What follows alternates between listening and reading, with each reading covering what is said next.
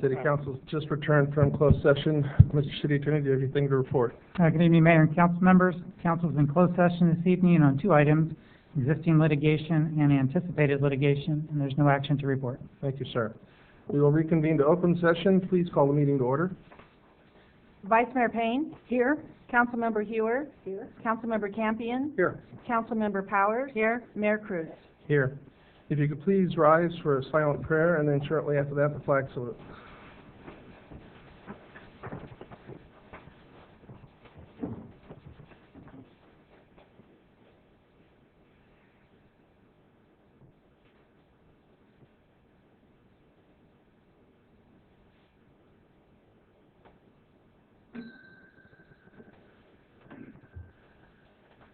I pledge allegiance to the flag of the United States of America and to the republic for which it stands, one nation, under God, indivisible, with liberty and justice for all.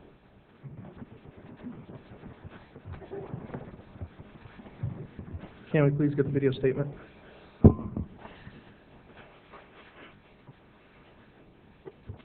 This meeting of Galt City Council will be cablecast on Metro Cable 14, the local government affairs channel on the Comcast, Consolidated Communications, and AT&T Uverse cable systems.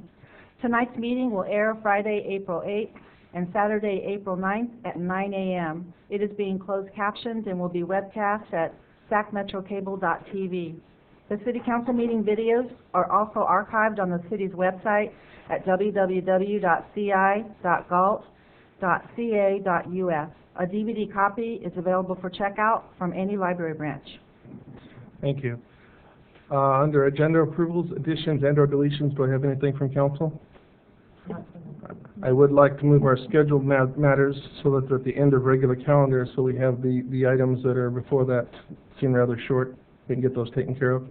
Sure. Okay, moving on to presentations. Chief of Police Stockman, could you please step forward? The city clerk will administer the oath.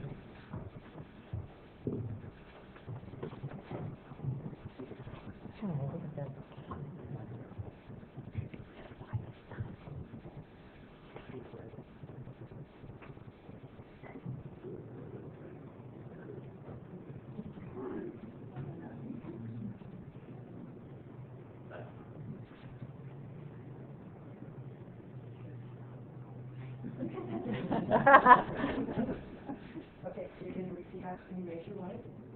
I, and say your name, please. I, Todd Stockman, Do solemnly swear that I will support and defend that I will support and defend the Constitution of the United States the Constitution of the United States and the Constitution of the State of California and the Constitution of the State of California against all enemies, foreign and domestic, against all enemies, foreign and domestic, that I will bear true faith and allegiance that I will bear true faith and allegiance to the Constitution of the United States to the Constitution of the United States and the Constitution of the State of California, and the Constitution of the State of California, that I take this obligation freely that I take this obligation freely without any mental reservation without any mental reservation or purpose of evasion, or purpose of evasion, and during such time and during such time as I'm an employee for the City of Galt, as an employee of the City of Galt, I will faithfully discharge the duties I will faithfully discharge the duties of the position of police chief of the position of police chief according to the best of my ability. according to the best of my abilities.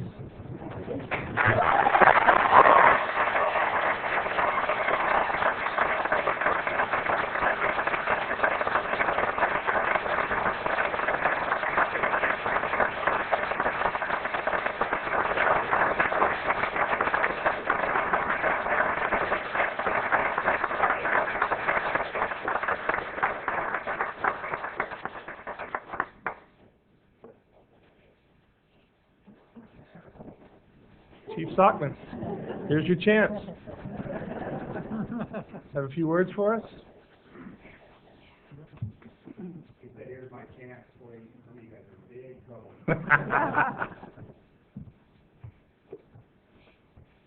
Mr. Mayor, members of council, and City Manager Eugene Plazio, I'd like to start off by thanking all of you for the opportunity to serve this great community. The people of Galt have welcomed me with open arms, and I truly feel like I'm already part of this great community. To the members of the Galt Police Department, I have met with all of you. I've had individual meetings with most of you. I feel there's a close family bond that it can only come from a group of people that truly care about one another and the community that they serve. The pride and professionalism coming from the Galt Police Department is second to none. It is no secret that I feel that policing is one of the most noblest professions that a person can undertake.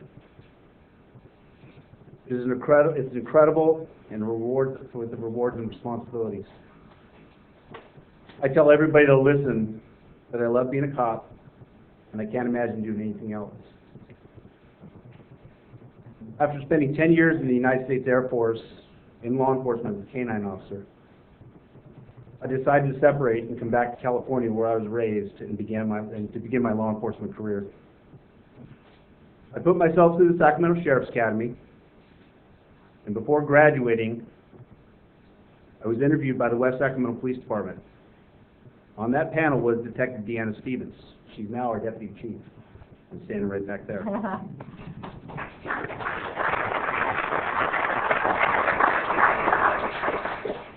She had the nerve to ask me how far I want to go in this law enforcement career. And I stood up proudly, and I said, well, I'm going to be chief of police. I said that right in my interview to become a cop. And little did she know that today that dream come true. Law enforcement means family. It's been an amazing life in law enforcement, making lifelong friends. The best man at my wedding, camping buddies. We've built cars. Where's Joe? We built buildings. We worked on projects. Someone in this room was there for the birth of my child. These are all people I met through law enforcement. Now, my family continues to grow, sharing my adventure with my new family, the city of Galt. I'd like to give a special thank you and my appreciation to Chief Dan Drummond.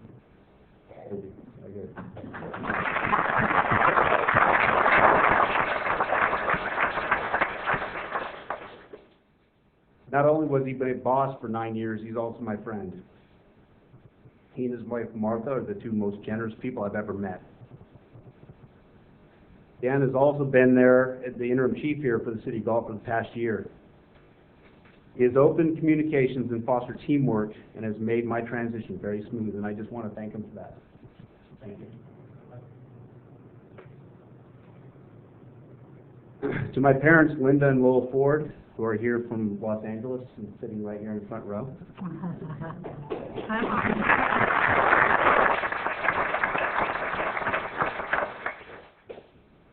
My dad taught me the strong work ethic and would tell me, you're a working man now. That has responsibility. Even with my first paper route, I believe at the age of 10, that's a big dispute in my family how old I was when I started, but I say it's the age of 10. Story sounds way better that I had a job at the age of 10. He said, that the job must get done. That's where I think I started my dedication to professionalism and stuff way back then. But of course, my dad was always the one that would get up early when it was raining on a Sunday morning and help me deliver those newspapers. My mom, who always seemed to be there, she taught me to care.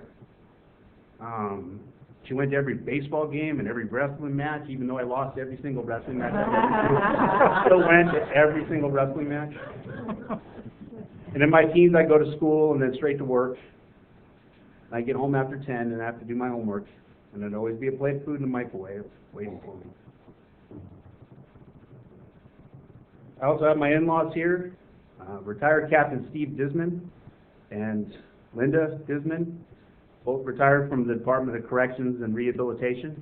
Was it rehabilitation then? No.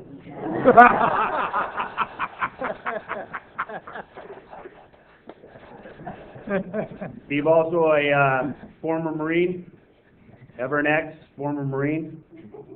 He displays that very proudly in his truck, and great deal of respect for him. My sister-in-law, Kara, my nephews Blake and Brandon. Where are they? There they are. Do the wave. So without Kara, I never would have met my wife, Gina. Well, I'll introduce her in a minute. I had to save her for last. And I think they're all standing behind me, which is good, because then I don't have to look them in the eye when I say this.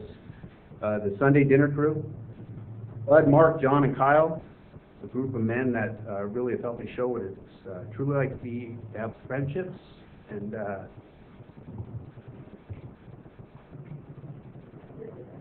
amazing group of men. And you know, sometimes we surround ourselves with people, and those people that you surround yourself make a big difference in your life, and these men are amazing. Then I want to say the best for last, my wife Gina and my daughters Ella and Joey. This is part where it's probably going to get a little hard. So Gina's the rock that keeps our family strong and has made me a better man. She is strong, loving.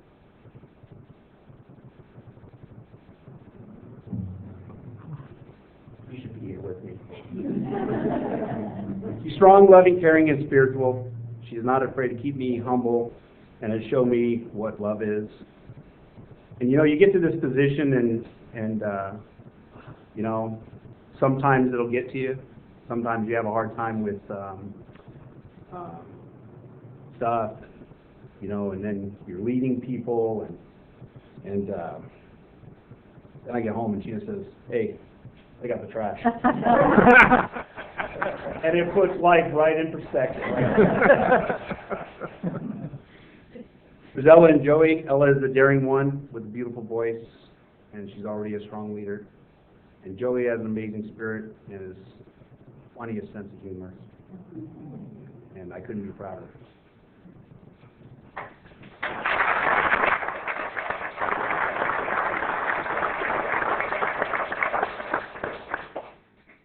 The back of the room is now Rockland's police chief, Ron Lawrence. Back in the day, Ron was Officer Ron Lawrence and my first field training officer. So besides Deanna Stevens saying, "Sure, let's hire him," it's his fault that I made it through training. If it wasn't for that, I wouldn't be here today.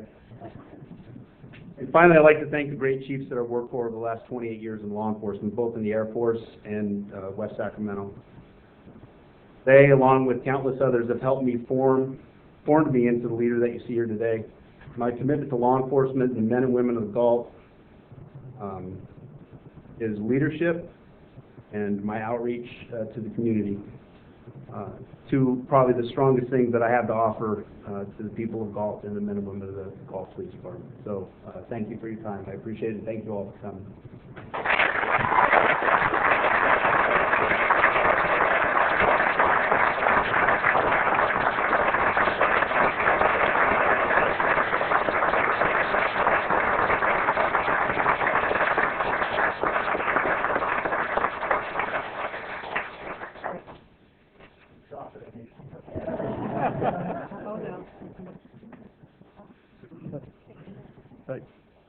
Okay, we're going to take a 15-minute break, and we'll resume at 7:30. During that time, we have refreshments, and you can congratulate our new chief.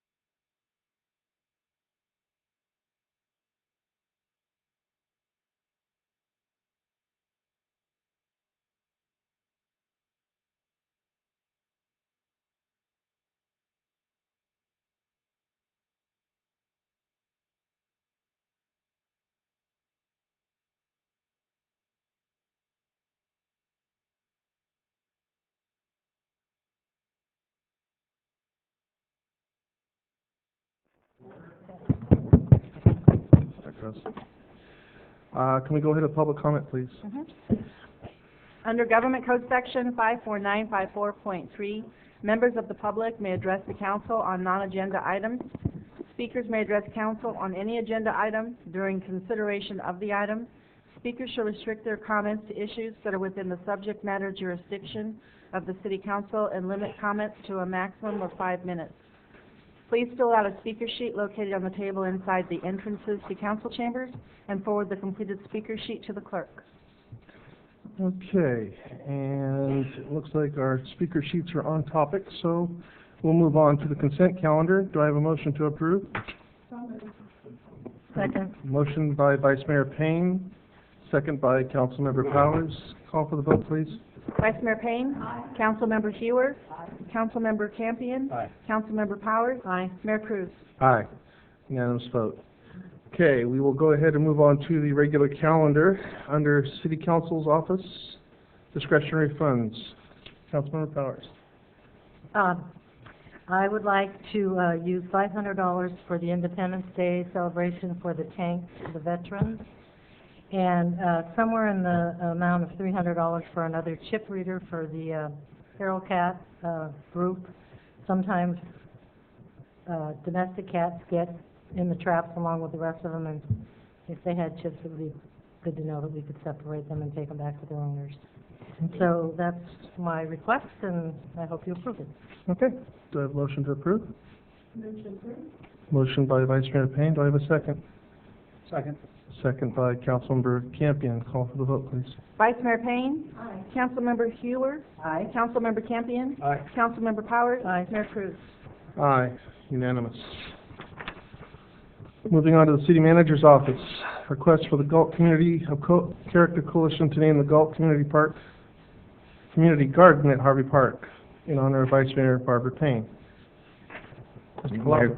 Mayor Cruz, members of council, the city manager's office received the attached letter in your packet from the Galt Community Character Coalition requesting to name the community garden located at Harvey Park after Vice Mayor Barbara Payne.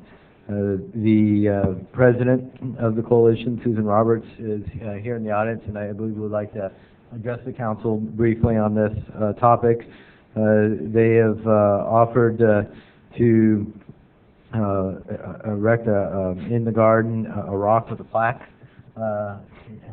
honoring the garden and for Vice Mayor Payne, and also requesting the city to establish a sign at the garden, and they would provide $250 for making that sign and establishing the sign. They would on the rock with the plaque, they would locate that rock to the garden as well. So it's very nice to have this offer, and I'd entertain any questions or turn this over to Ms. Roberts.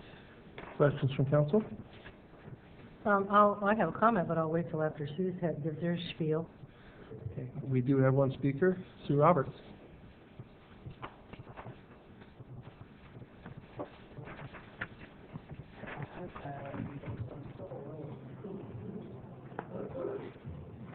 See you, but you're kind of blurry, but anyway, thank you. And thank you for letting me come and speak tonight, and thank you, Mr. Palazzo, for the introduction, and members of City Council, and Mayor Cruz, and so on. But anyway, thanks for allowing me to speak, and also thank you for getting this on the agenda. I really appreciate it. You know why I'm here to talk, and you have the letter that Mr. Palazzo referred to that we had written to the city manager, and then and I've also talked with each of you in regard to this. So this isn't anything new. I just think it's probably time. Barbara has served on City Council for 3 terms, and maybe the 4th. I don't know. She says yes and no and whatever. But 12 years is a long time to be a city council member. But in those 12 years, she's really packed in a lot of positives for the city. Among them, the I Love Galt campaign that she was very involved with, and things like her work on with the first 5 group and the city library, and getting the room, the next room that's going to be built named after Orville Fletcher. I know Barbara did a lot of work on that. And the Character Coalition, of which Barbara is a vice president, and has been for life, and probably will be for life. But Barbara contributes a lot to that group, and also her work with the Heritage Festival recently. A lot of work, and of course the community garden. And you have the letter. I was going to read part of the letter, but I won't bother with that because it's all in the letter. But Barbara was instrumental in getting that garden organized, getting the land, getting it fenced, and I know that you guys helped and participated in that too. You know, because the city did a lot of work over there. But Barbara has formed the committees, has gotten people, you know, involved, a lot of volunteers among them, the Ace Hardware in town, Galt Rock, Elliott Homes, delivered a lot of lumber over there for some of the beds, the Real Life Church, they just recently were there putting up birdhouses, and if you drive by there, you'll see the birdhouses that they have erected there. The Galt 4-H has been there. Home Depot has contributed a heck of a lot of plants and soil and also lumber for the raised beds. She got the Boy Scouts to put in a watering system, and then a lot of community volunteers helped with the expanding the water system and so on. And I'm sure there's others that I haven't even mentioned here and I've probably forgotten, but anyway, just to let you know that she also organized that. What I've done is I've gone to Galt Rock, and they have donated a large piece of granite to place in the garden, and on that large piece of granite we hope to put a plaque, or we plan on putting a plaque with some kind of verbiage on the plaque, and I would like some input from City Council to do that. And the Galt Character Coalition will provide the plaque, and also the $250 toward the sign. And we'd like a sign put up someplace near the fence, the front gate, somewhere around there.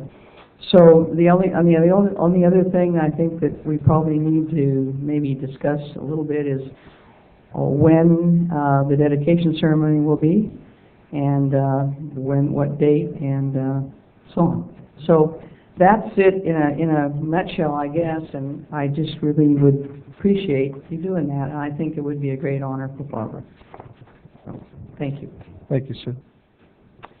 Yeah, there wouldn't be a community garden without Barbara.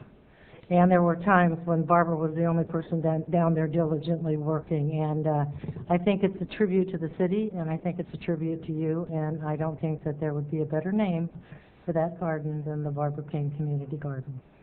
Thank you. I needed to say the Barbara Payne Memorial Garden. So concerned about that. I would like to say that there's no way that I can tell you how many people have come out and helped. One of the most recent events that happened out there, we have the St. Salt children, they have a garden there. And they are only a few blocks away from the garden.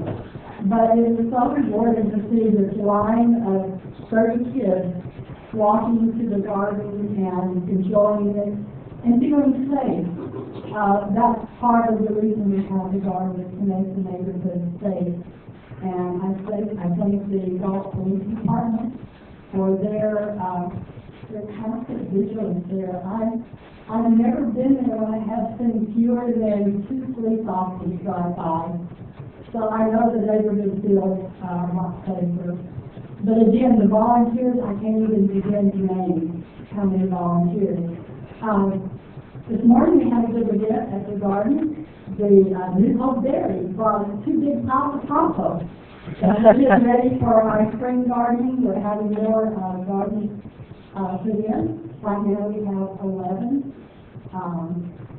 Counting our 30 little children, we is about, I don't know, close to 50 people involved out there. And we hope to have a lot more. I I was speaking to someone the other day, and he said, you know, it's good for our young people to know where their food comes from. So I hope that'll be one of the accomplishments. And whether I have a name on there, I don't know if that's appropriate or not, because there's been so many people that have worked hard for the garden, and feel like it's an important part of the community. But I do have to say thank you. I do appreciate the thought. It's a wonderful honor. Thank you. All right, and we're looking for direction to staff from council. Do I have any recommendations? Make a motion to move forward. Okay. A motion by Councilmember Hewer, second by Councilmember Campion. Call for the vote, please. Vice Mayor Payne? Councilmember Hewer? Aye. Councilmember Campion? Aye. Councilmember Powers? Aye. Mayor Cruz? Aye. So every marching orders, move forward with this, please. Thank you, council members. Okay. However, they deserve it. That garden was not in Yes. All right. Moving on to the police department. Amendment of regulations regarding massage businesses. You don't look like Chief Stockman. No, I don't. He's much better looking than me, but he's out seeing his family off, so I'm going to pinch hit. And today, Acting Sergeant Small will present the staff report to council.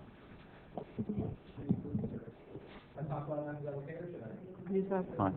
You can probably talk loud enough, but they won't pick you up. Good evening, Mayor, City Council members, Mr. Rudolph, Mr. Palazzo. In June of 2015, the council passed an ordinance adding Municipal Code Section 5.60, regulating massage establishments and therapists. The purpose of the ordinance was to comply with Assembly Bill 1147, which was passed in May of 2013, which amended the Massage Therapy Act and authorized the city to adopt or enforce local ordinances related to massage businesses. The purpose of the ordinance was to ensure legitimate business interests were protected and also to discourage illegal activities including prostitution and human trafficking that often operated under the pretext of massage businesses. The ordinance required all practitioners to be certified by the California Massage Therapy Council in order to practice in the city. During the implementation process, the police department contacted all known massage establishments and practitioners in the city.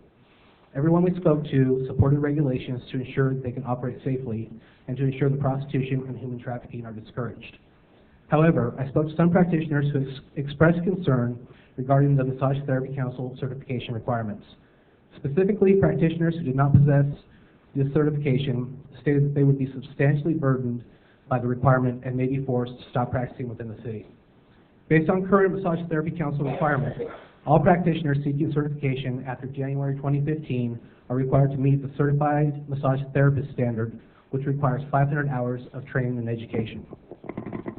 Current certified massage practitioners would be required to obtain up to 250 additional hours of training and education at a cost of $6 or between $6 and $17 per hour in order to meet the Certified Massage Therapist Standard.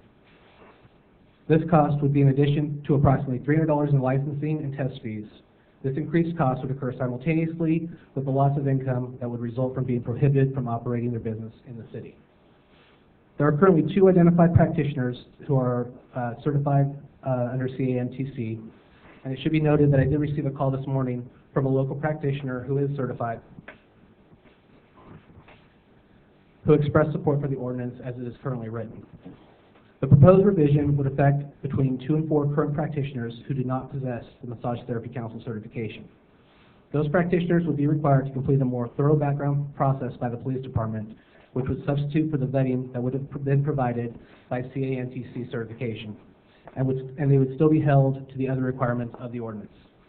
Any new practitioners seeking to operate within the city would be required to possess the California Massage Therapy Council certification. The recommendation action tonight is to introduce the ordinance amending the massage business regulations. Does anyone have any questions?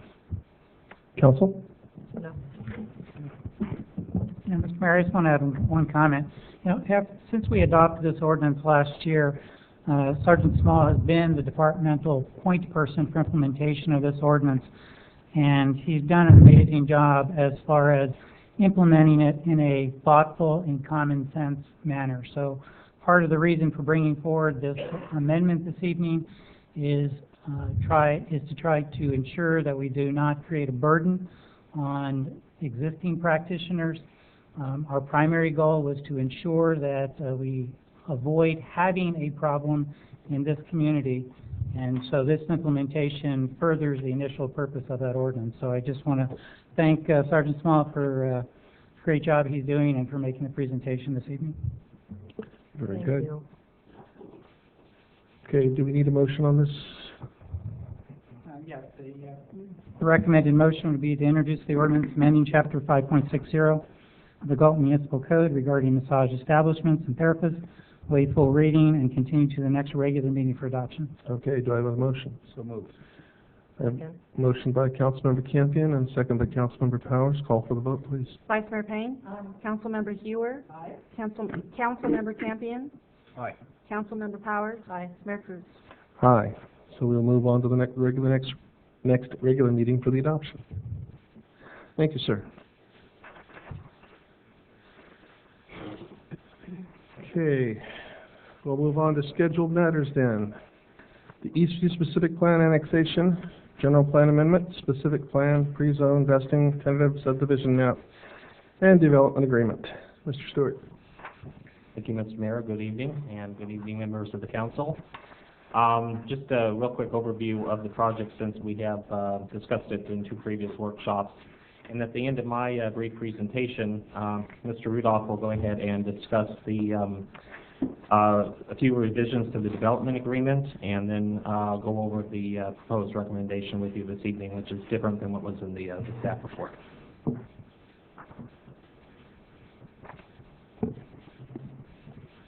So just quickly again for everybody's overview, the Eastview Specific Plan area is located within the city's sphere of influence boundary, just to the northeast of the existing city limits, as it's shown there on the exhibit. The project, the 504-acre project itself consists of three components. You've got the Liberty Ranch component, which is this area here, and this is owned by the applicant, SunCal or Liberty Ranch LLC. Then we have non-participating properties, which are this property here, as well as the Liberty Ranch and Escondido High Schools, and several other properties along Twin Cities. And then the future growth areas, which are remnant parcels that Liberty Ranch LLC owns. So with regard to CEQA, prepare for the project, we prepared an EIR. We held a scoping meeting back in July of 2014 to identify issues for the EIR. The draft EIR was prepared and released for 45-day public review from July 8th through August 21st of 2015. We received 9 comment letters. Those were incorporated into the final EIR. And the project did identify, or the EIR identified 10 significant and unavoidable impacts which couldn't be mitigated, and therefore a statement of overriding consideration was prepared for this project.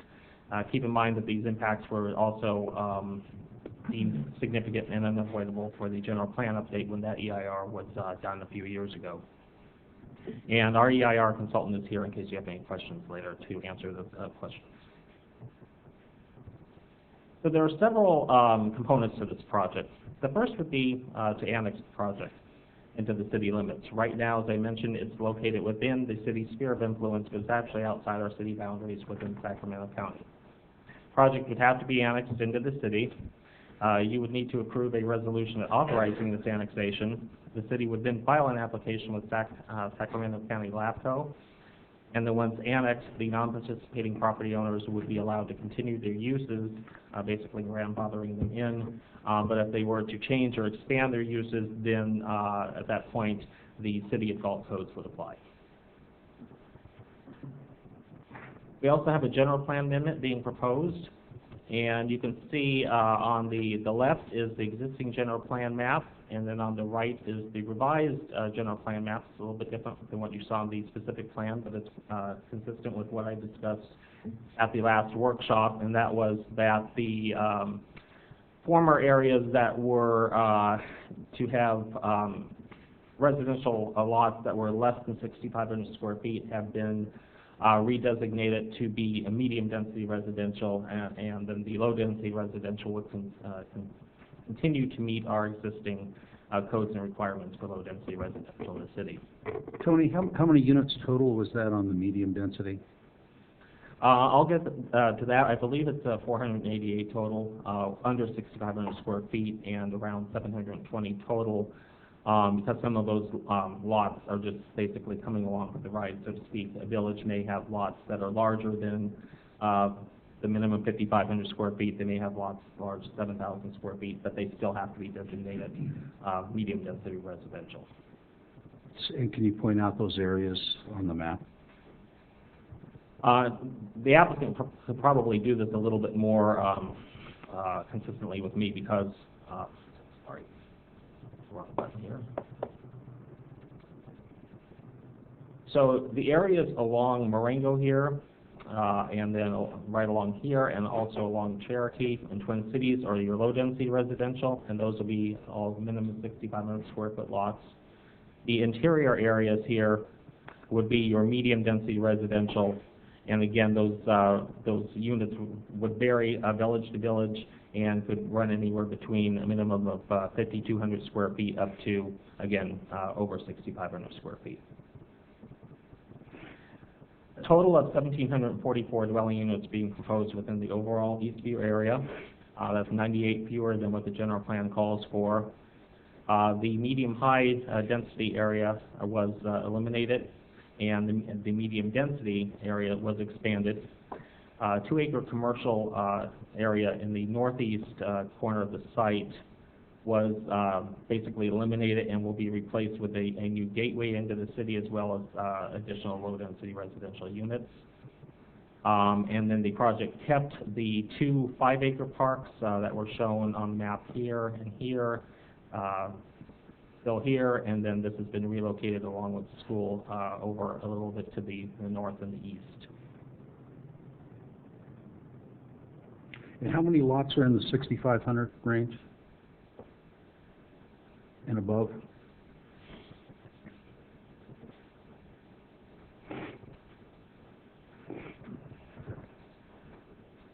Within Liberty Ranch would be 694. Within the overall Eastview area would be 1,013. Thank you.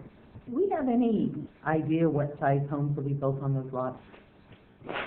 At this point, that has not been put into the specific plan.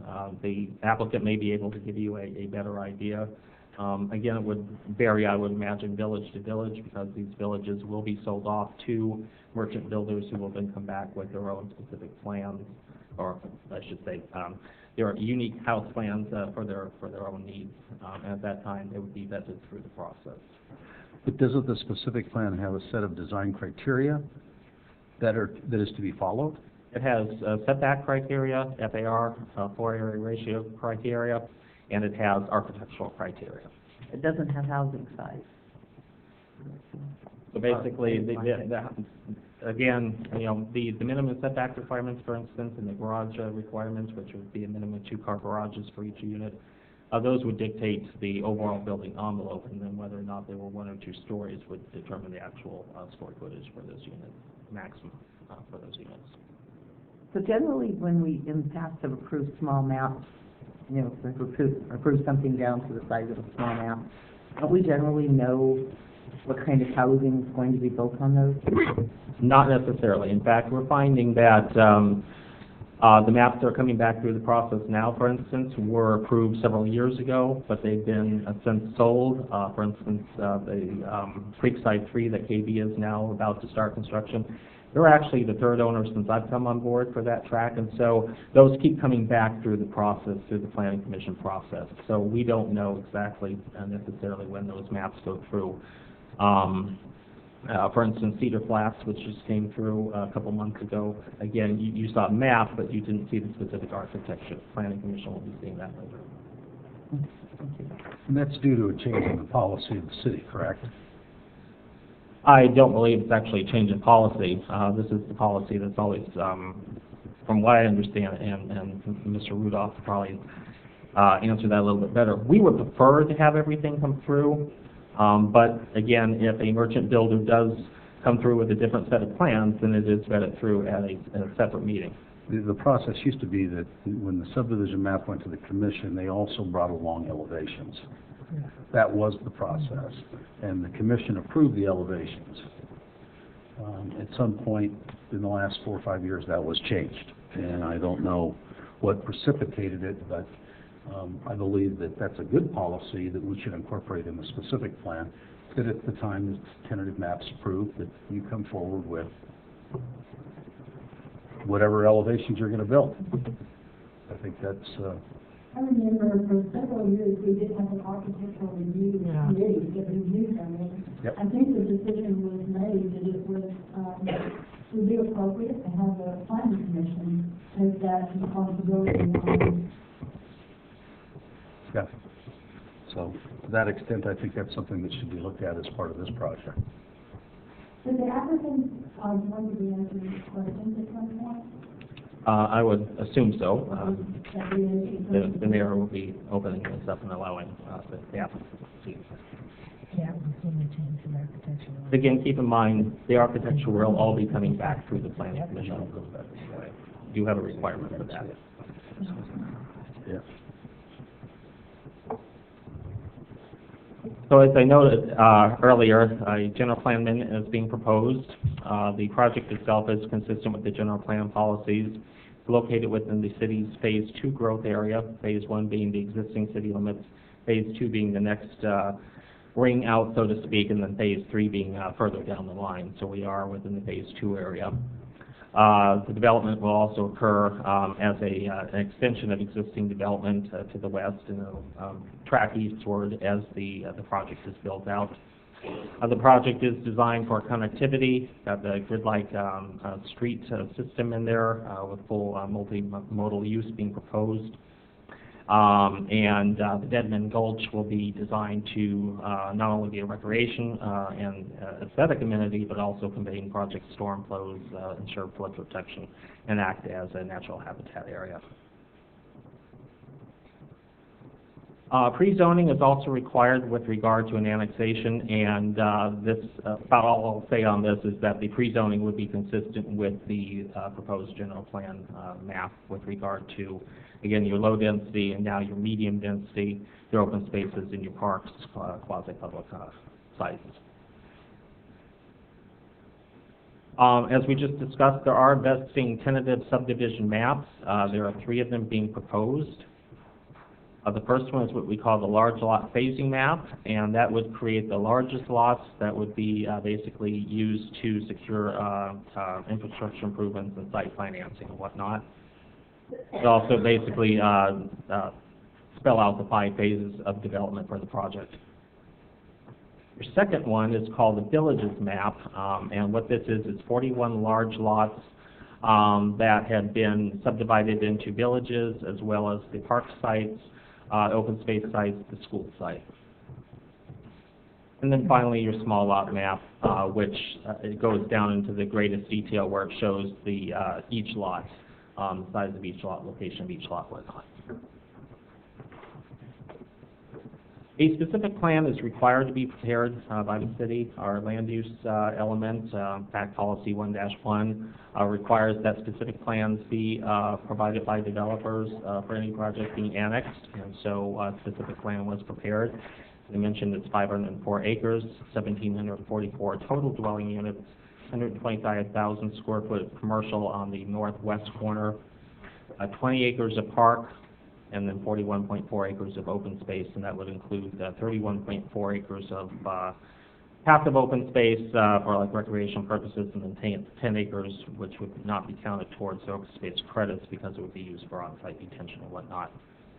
Non-participating properties would be left as designated in the general plan, and again, their uses would be grandfathered in until they changed. And then design guidelines are also present within the specific plans. Real quickly, a rundown of the specific plan contents.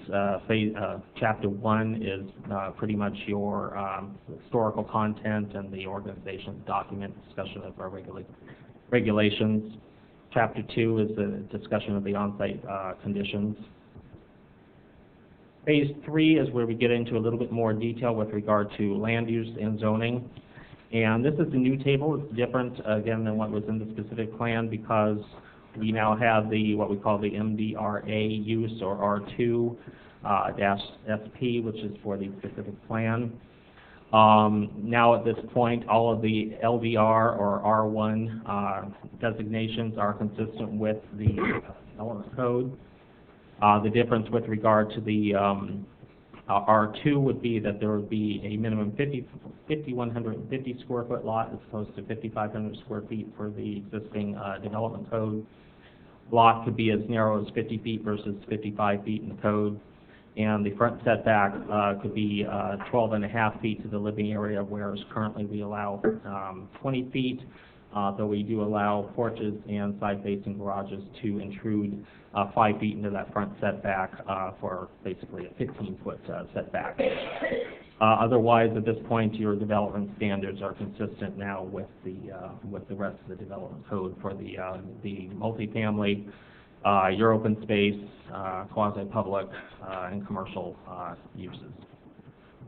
You say there, to go back to that slide, I mean, I haven't seen this, but it looks to me as though the minimum street frontage or minimum lot width for your R1C, your R1CSP, and your R1, your R2, you're looking at 30 feet.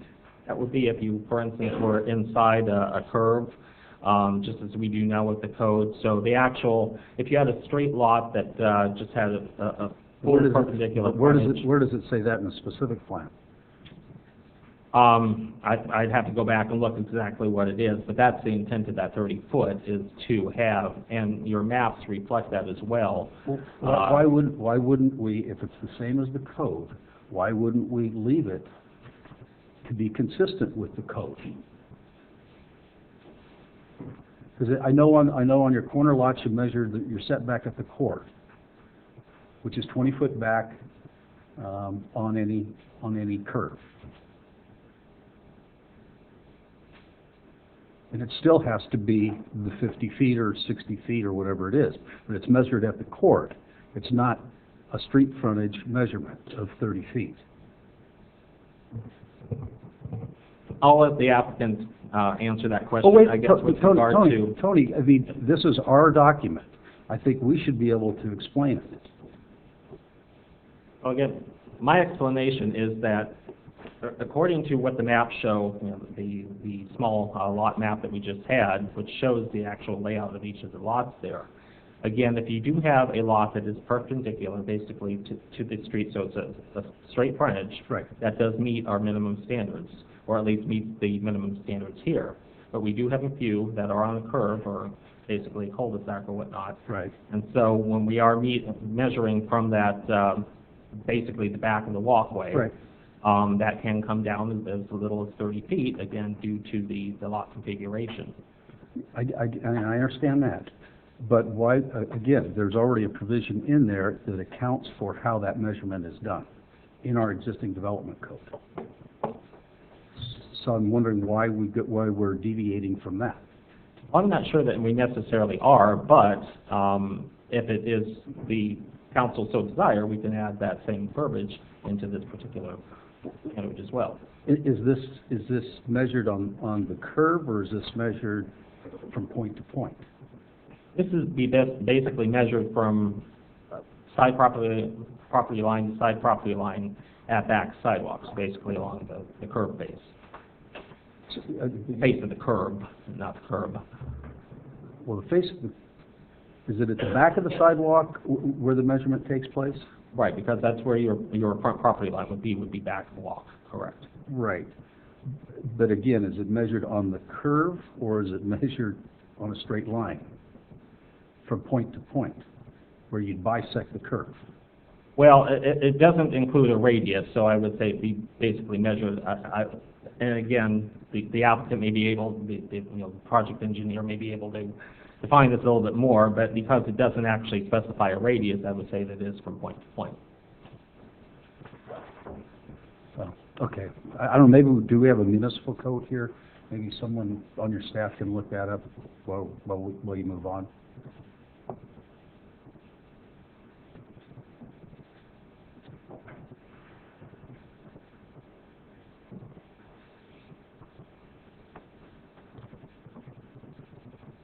Were there any other questions with regard to this table?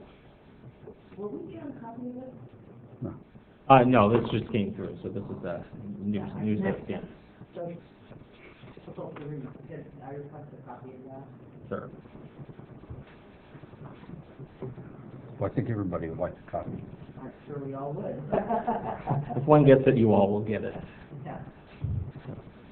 Chapter 4. Chapter 4 discusses the circulation and street system for the specific plan. Again, it's on a modified grid street pattern. It connects with its existing adjacent streets. Walnut would be extended through the middle of the project area, but it is one lane in each direction, and that is consistent with the general plan. And it also includes a series of 5 roundabouts that were located along the project's main intersections. Based on discussion from our previous workshop, though, with regard to whether or not larger vehicles such as school buses could be basically access the Walnut Avenue around the roundabouts, staff has recommended that the condition on the bottom here be added to the map conditions, which would be that the developer shall coordinate with the city engineer on the design of the traffic circles to ensure automobiles, buses, fire trucks can safely maneuver through the intersection. Basically, any type of vehicle that is licensed to drive down this type of street would be accommodated around this roundabout. Chapter 5 is actually not circulation. It's your public facilities and utilities such as water, drainage, sewer, schools, police, fire, and whatnot. Chapter 6 discusses parks and open space, and we had several tables before, and I put it into paragraph form. Hopefully, it's a little bit easier to read. But there are a total of 3 parks within Liberty Ranch, which are 2.7, 4, and 5.1 acres in size. There's also the one 5.2 acre park called out in the non-participating area, consistent with the general plan. There are also proposed 2 1.5 acre HOA maintained rec facilities that would be located adjacent to Dead End Gulch. In which of the, under the first bulleted point, are 2 of those 3 parks the ones that have been referenced in the development agreement as to be dedicated but not, offered for dedication but not dedicated? Well, correct. And what it would be the 2.7 and the 4 acre parks, the 2 smaller ones. And the request is that the parks be used in a passive sense, so to speak, until the developer is done using them for marketing purposes, and then at that point they'd be turned over. The 5.1 acre site is the one that's immediately adjacent to the school, would be built out with the formal ball fields and whatnot. How are the acreages? Are these net acreages or are these gross acreages where you're taking into account right of way? No, these would be net. These are net, okay. Because I thought I saw on the park site it was like 4.8 before. No, it was always the 3 that you have up there, the 2.7, the 4, and the 5.1, and those are the sizes that we are using to calculate their park requirements. And what I was going to explain real quick was that there are, per our code, development code, 26.6 acres of parkland are required for this project. 13.3 are being provided, and that includes one of those 1.5 acre HOA maintained rec facilities. As I mentioned before, the code does allow half of a rec area, in this case would be a total of 3 acres, so half of that being 1.5 acres, to be counted towards meeting the park requirements if necessary, if the city so desires. However, there's still a shortage, and so the shortage will still have to be made up in Quimby fees and whatnot per what we do with the other developments here in the city. We also have a total of 26.6 acres of open space required, and 31.4 are being provided. As I mentioned before, there are an additional 10 acres, but we're not including those because they are, basically off limits because they're being used as detention areas, so we would not be able to count those. And then a total of 1.34 acres of 1.34 miles of trails are required, and 1.54 would be provided.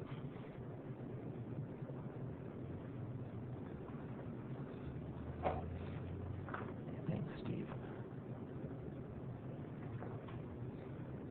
Just going back real quick to what you were asking for, Kurt, earlier, we found that that code requirement here, and it says that a street frontage in the case of a lot fronting on a curving street or around a curving portion of a cul-de-sac shall be the distance between the side lot lines, as I mentioned earlier, but it be measured along the chord at the front setback line. Correct. So, and again, if the applicant says otherwise, then I'm not sure why we couldn't accommodate that with regard to this particular project as well. Because it offers a reduction in actually what the width is, recognizing that it's not on a straight street. I mean, if you look around the city, that is the standard that's been used for, well, as long as I know. Well, and again, you know, a 30-foot frontage in the specific plan is not envisioned for a straight street frontage. So, you're not envisioned or not allowed?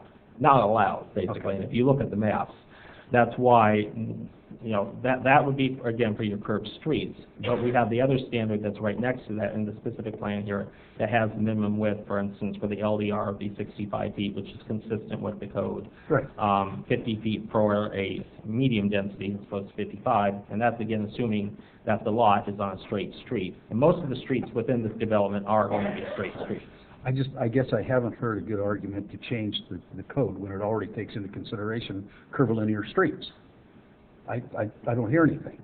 We're just establishing another standard for some purpose that I don't understand.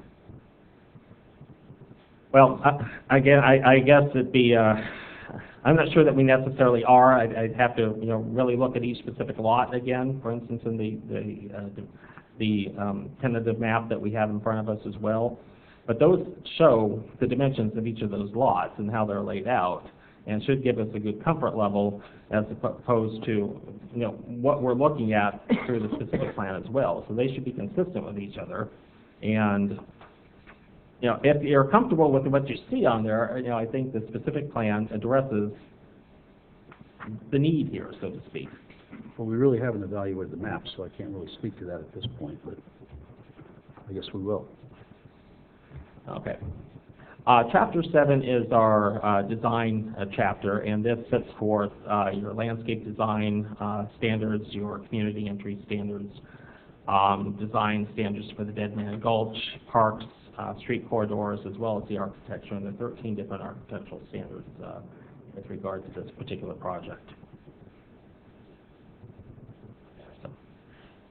And finally, Chapter 8 is your implementation chapter. It outlines methods for the specific plan, implementing it, discusses administration, phasing. For instance, this is a phasing map here, with again phase 1 being to the west, phase 5 being to the furthest to the north and the east for the most part, project financing, etc.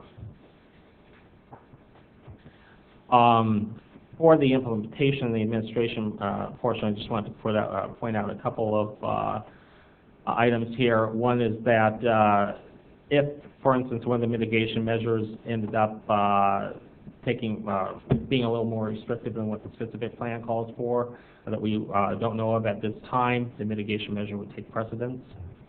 Minor revisions to the specific plan are defined within the specific plan itself. Anything that didn't meet those particular, that definition would have to come back through, be vetted through the process, the entire process, as a specific plan amendment again. And with that, I'm going to turn this over to Steve, who will go ahead and walk us through revisions to the development agreement, and then you'll also talk about the proposed recommendations at this point. Yeah. So, good evening, Mayor and council members. There's actually two topics I'd like to talk to you about this evening. One is the development agreement, some minor changes that have been made since the last workshop session.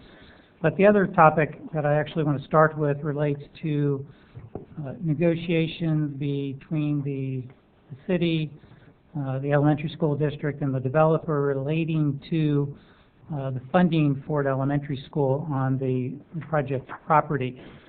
And I am pleased to report that during the last 2 weeks, There have been some very good progress as far as the negotiations between the developer, the school district, and progress has been made.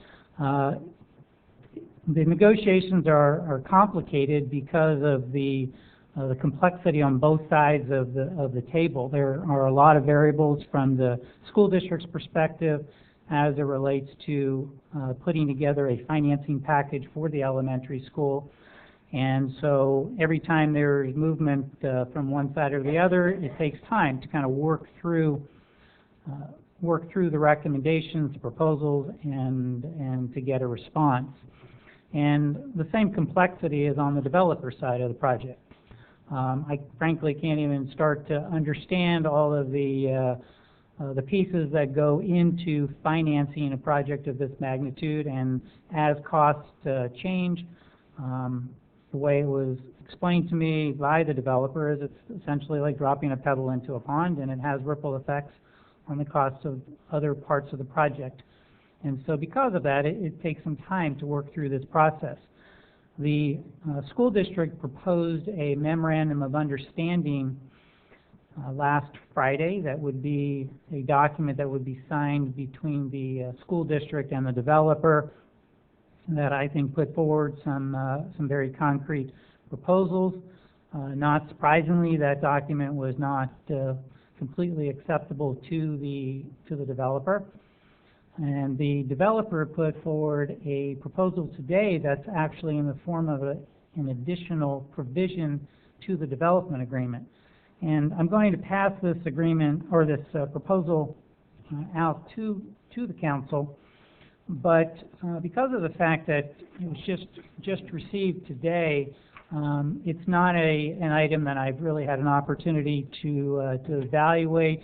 I'm not in a position to make a recommendation on this proposal this evening, and because of the fact that we have not concluded the negotiations on this particular topic, my recommendation this evening to the council is that you proceed to have a full discussion of the project and we resolve as many issues as we can, but as it relates to actually making a motion to act on the project, my recommendation is that you do not do so, that you continue the items that are listed under meeting number 1 for April 5th on your staff report to the next regular meeting of the City Council. I know that that's not a recommendation that most likely is going to be supported by the developer. I did inform both the school district and the developer that I was going to be making this recommendation this evening.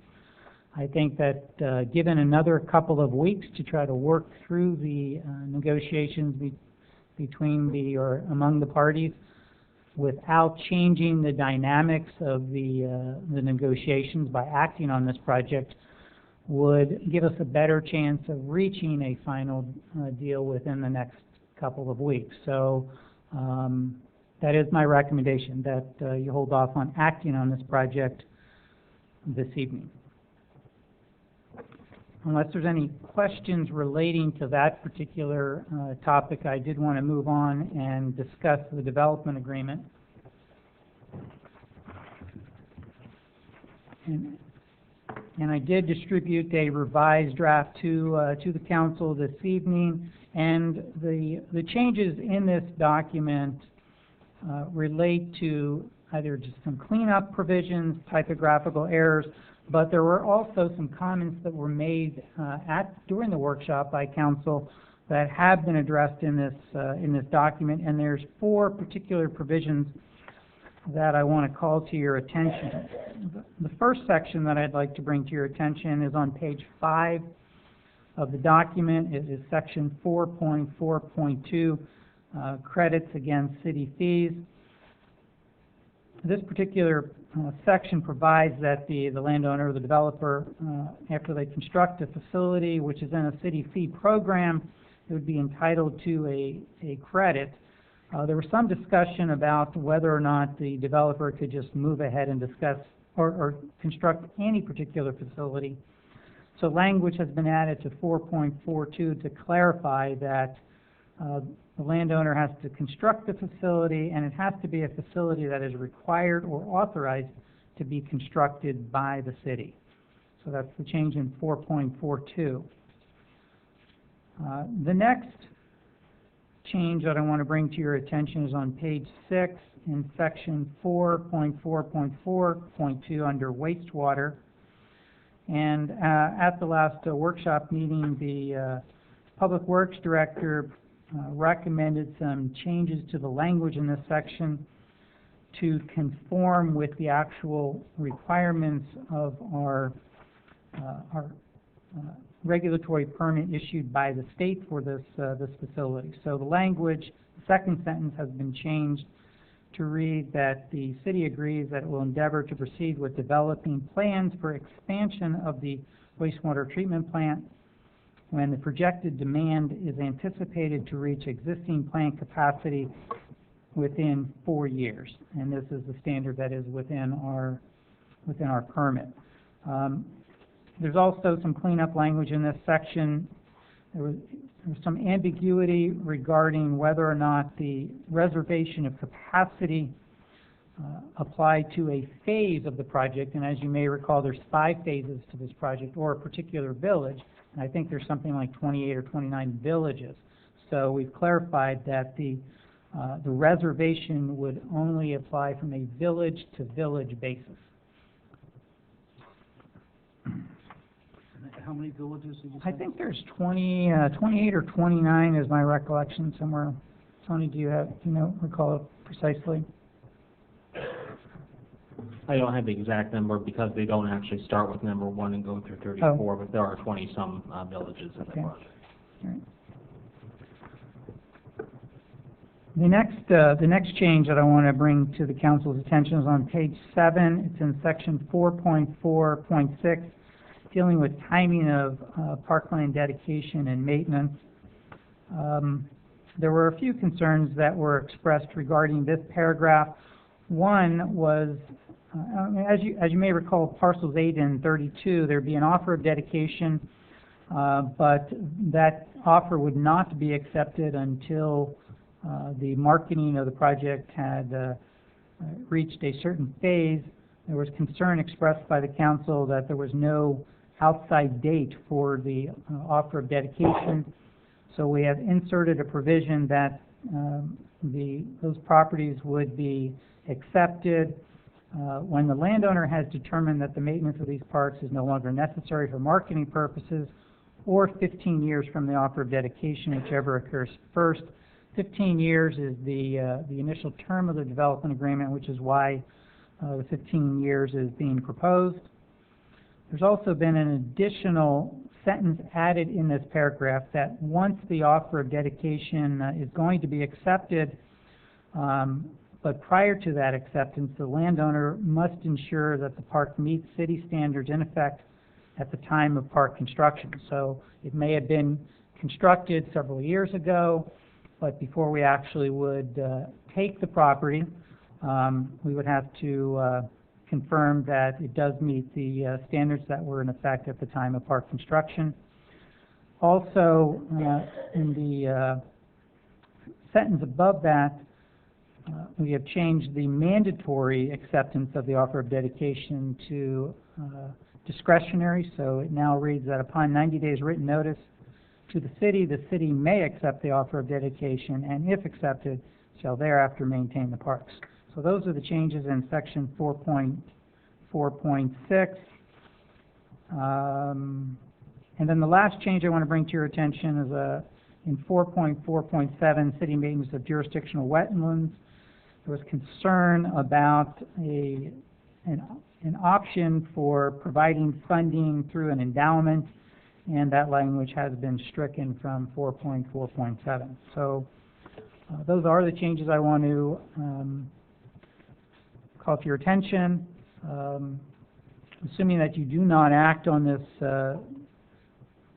project this evening, you would have the opportunity over the next couple of weeks to review any of the changes in a little bit more detail. So with that, I'd be happy to answer any questions the council may have. On the, under 4.4.4.2, under wastewater, I understand what you're proposing is the changes with regard to, when we have to initiate construction. It's still unclear to me, and looks as though we may be continuing this meeting. At the next meeting, where you go, there's a calculation done at the bottom. It says, in addition, upon the filing of phased final subdivision map and payment of fees for at least 30% of the units in the village within a phase of the project, the city shall issue will serve letter and will reserve capacity for a period of 2 years for the balance of the units in the subdivision village, up to a maximum of 50 units. If we've got 28 villages, has there been a calculation as to how many units we're talking about? Well, actually, we've got 22 villages, just at the count there, and your villages typically run anywhere between about 50 to 80 units per. I guess for the next meeting, could you run that calculation and show by village where we're at for each one with regard to reservation? Sure. Yeah. I'm not sure that I really understand the question. I mean, if you looked at the totality of the project, and you said that after basically 30%, if 30% of the units were constructed, I mean, there's a possibility that during the course of construction, that I guess up to 70% of the units could, from time to time, be under a reservation, but it would be dependent upon the construction of the first 30% of the units. It would depend upon the size of each of the villages, because there's a maximum of 50 lots, and then well, that's where it gets confusing to me. It just says upon payment of the fees for 30%. Right. It doesn't say that they're going to be under construction. What it says is that I can go in and pay the fees on 30% of the units in each one of the villages and reserve capacity for 2 years up to a maximum of 50 units. Mm-hmm. So I'm trying to figure out what is that number. Because if some of the phases or some of the villages are 20 or 30 units, it's not going to be up to the 50, but others will go to the full 50. So I just wanted to see what is the maximum amount of capacity that could potentially be required to be reserved. from time to time, because they're not going to, I mean, the 30% fees are not going to be paid project-wide all at one time. It's, what's going to happen is as the villages are sold through the various phases, the actual merchant builder will have to make a decision for his particular village whether or not they're going to either pay fees or they're going to wait until they've actually constructed 30% of the homes and then be able to have that 2-year reservation. Could you explain that? Because I'm So not constructed. Because this I don't understand why it requires 30% construction. Well, it doesn't have to be. You're right. It says, it says upon the payment of fees. So you could have a situation on a particular village where a merchant builder comes in on day one and says, I'm not pulling building permits, but I am going to pay 30%. I'm going to pay for 30% of the units within my village. So let's say it's a 100-unit village. You have to pay for 30 of the lots, and would then have a reservation for 2 years at that point for up to an additional 50 lots within that subdivision. So 30 paid, reserved for an additional 50. The other option is, instead of just paying up front, the developer could say, I'm not going to do that because I really don't care about the reservation until I've developed some level of momentum as far as building the village. And so what I'm going to do is I am just going to pay on a building permit by building permit basis. And then when I get to the point where I pull that building permit that equates to 30% of the village, at that point the reservation trigger would come into effect for those up to 50 lots within that subdivision. So I mean, there's two ways that the builder could utilize that right. Well, I don't think that's what it says. What it says in addition, upon filing of a phased final subdivision map. That's at the time the map is final and payment of that fee, he would be entitled to the reservation. It doesn't say pull both building permits or build 30 houses. He has to do it at the time the final map is final. So there's two criteria that need to be met. One is the filing of a phased final map. But the second part is the payment of fees. And it says and, not or. It says and. It does say and, but it doesn't have to be concurrently. There could be a filing of the phased final map, and so at the filing of the final map, there's no reservation, and it could be a year, it could be 5 years later that the fee is paid, and it's not until that second requirement is met that there is an eligibility for this reservation. There's two ways to meet that payment of fees. Just a straight, you walk into the planning department and you write a check and you pay the fee, or what is more typical is the fee is paid at the time that you are seeking the issuance of a building permit. How many villages are in each phase, typically? Well, we have a total of 22 villages. Yeah. So, 5 phases. and we've got 5 phases, so between 4 and 5 per phase.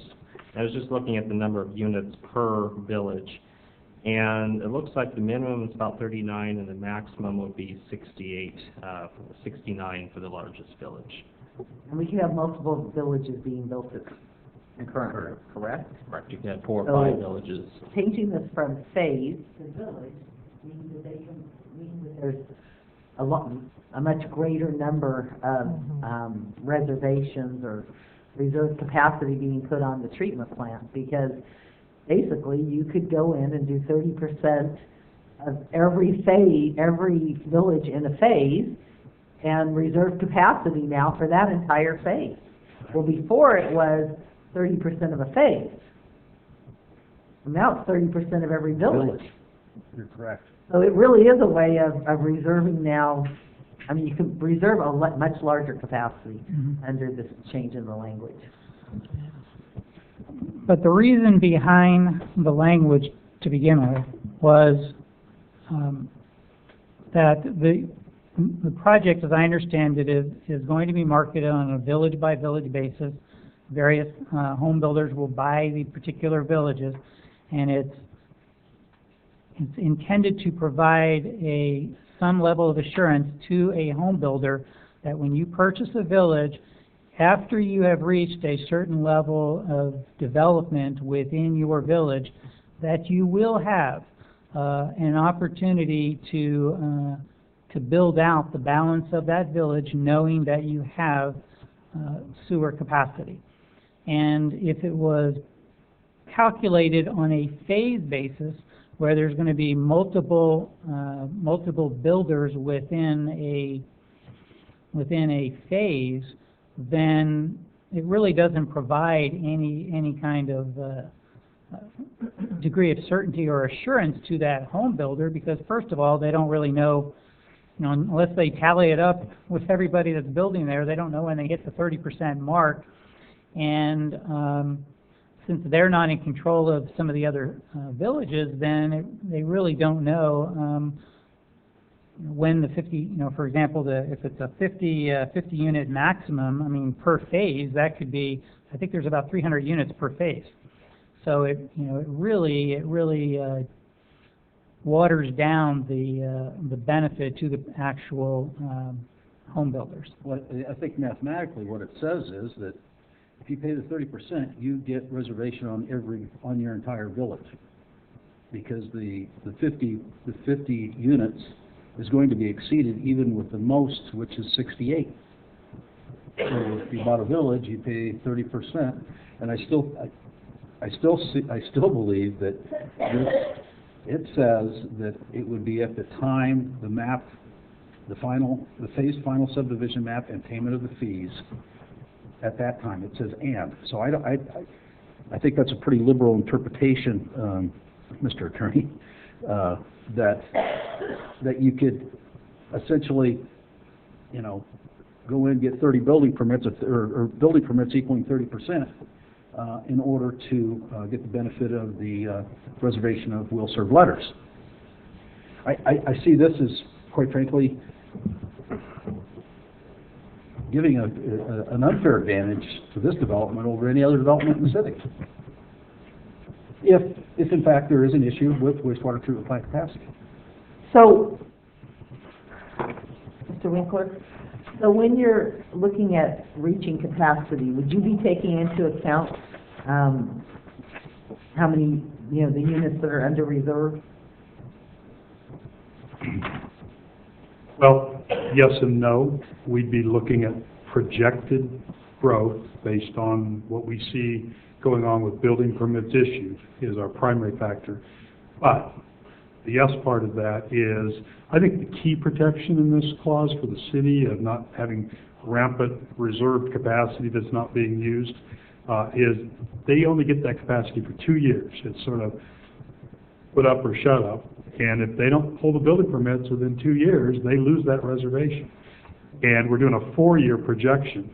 So if they're paying 30% of their fees up front for a phase or a village, that only gets them a reservation for 2 years, and if they don't perform, then they lose that reservation, and then we're looking at a 4-year horizon on when do we need to begin planning for that next phase of development. From a practical, go ahead. So when we talk about fees, are we just talking about wastewater fees? I mean, are those the only fees we're talking about having been paid, the 30% of the wastewater fees, not all fees that are associated? That's correct. In practical terms, though, if they go the 2 years and haven't utilized the reserve capacity, what does Public Works do? Refund the money, or have them reapply for another 2-year reservation?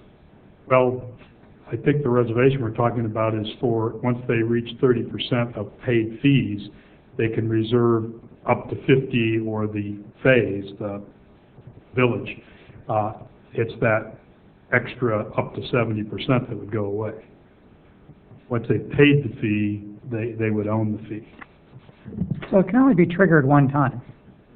I mean, once they hit that threshold, they have a 2-year reservation. After the 2 years expires for that particular village, then there's no way to renew it under this language. Okay, that was the question. I didn't understand. You know, if they had reserved it, they paid the fee, didn't utilize it, didn't construct anything, the city would be holding, you know, the equivalent of 30% of the units in that village, but nothing had been constructed. Then what do we refund the money? No, we would hold the fees. For what purpose, if they have not constructed? They would have a credit until such time as they pull the building permit. I mean, we're not compelling them. We're not compelling the builder to pay the fee up front. If they come in and they pay the fee up front, then they paid the money. We can utilize that for any lawful purpose, and we don't have a mechanism where we bank it so we can reimburse it. So they would have a credit at such time as that lot is built upon, whether it's 1 year or 10 years. Maybe adding to that, that is very consistent with our current first come, first serve, and by first come it's paid connection fee to reserve capacity, and then that capacity is reserved for that. Steve, before you go on, and I agree, it's first come, first serve, but it's not just the fee that's paid, it's the entire building permit. That has been past practice. Not just coming in paying the treatment plant, or the wastewater treatment plant connection fee, it is buying that building permit, which is a significant difference. Because you're talking, I don't know, what's a connection permit now, about $8,000 or $9,000? 8,000 plus. Building permit's going to run you $35,000, $40,000. So that's a significant departure from what current practice is. I'm not with the city long enough to know what the historical implications are, but that's normal practice, yes. Okay, so it's not the same, it is different. I mean, they are simply paying the connection fee, not the entire permit, so that is a big difference. That's all. Do we, are we saying at this point that we believe we have capacity in our treatment plant to service these questions? There's currently approximately 25% of our design capacity that remains available to this day. And that should be enough depending on what kind of water conservation standards and what size lots and what size homes. But for a typical home at 300 gallons of sewer effluent per day, which is actually a fairly conservative number with modern building practices, we should have enough capacity to build out to do all known entitled growth, including this project and including all infill that's currently entitled as buildable lots that are currently on the horizon.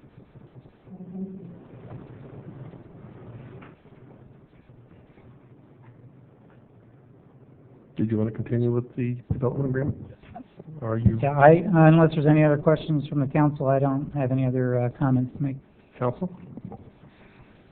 On the parks changes, that would be section 4.4.6.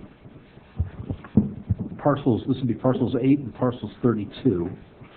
Tony, can you put the slide up that shows the location of those parks, please?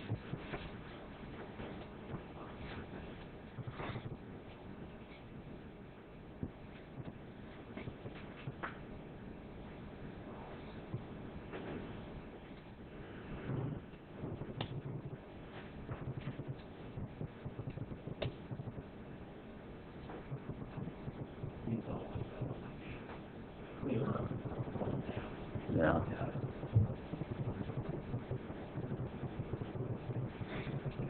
So again, it would be this parcel here and this parcel here. And my understanding is that on both of those parcels that there would not be any sort of active use, or there's no active use proposed by the applicant at this time. Is that correct? Correct. For organized sports, ball fields and so forth. Correct. And if you look at the specific plan, actually, it doesn't really spell out active ball fields on those parks in any rate. But at this point, yes, the applicant would be asking to reserve these parks mainly for passive use at this point, such as hot lots, the trails, picnic areas, and whatnot. I appreciate the staff looking at, establishing an outside time limit for dedication. But I have a concern that, in 15 years, and depending upon how development goes, I mean, this agreement's scheduled to go 20 years, so it should be sufficiently or significantly built out. We would have somewhere in the neighborhood of 500, K6 or K6 children and, another 300 maybe middle school and high school students, and no active areas with the exception of the school, should that get built, for parks in the area. The only other park is shown outside the project boundaries, and there's no time frame on when or if it's going to be constructed. So I think that's something council should think about. You're going to generate close to maybe 800-900 students out here, and the limitations, the city will not control what goes on in those parks. It'll be private property held by the developer for a period of 15 years. I think at a minimum we should look at or think about at least shortening that time frame, because you're going to have people wanting to do things out there, and they simply may not have the ability to do that.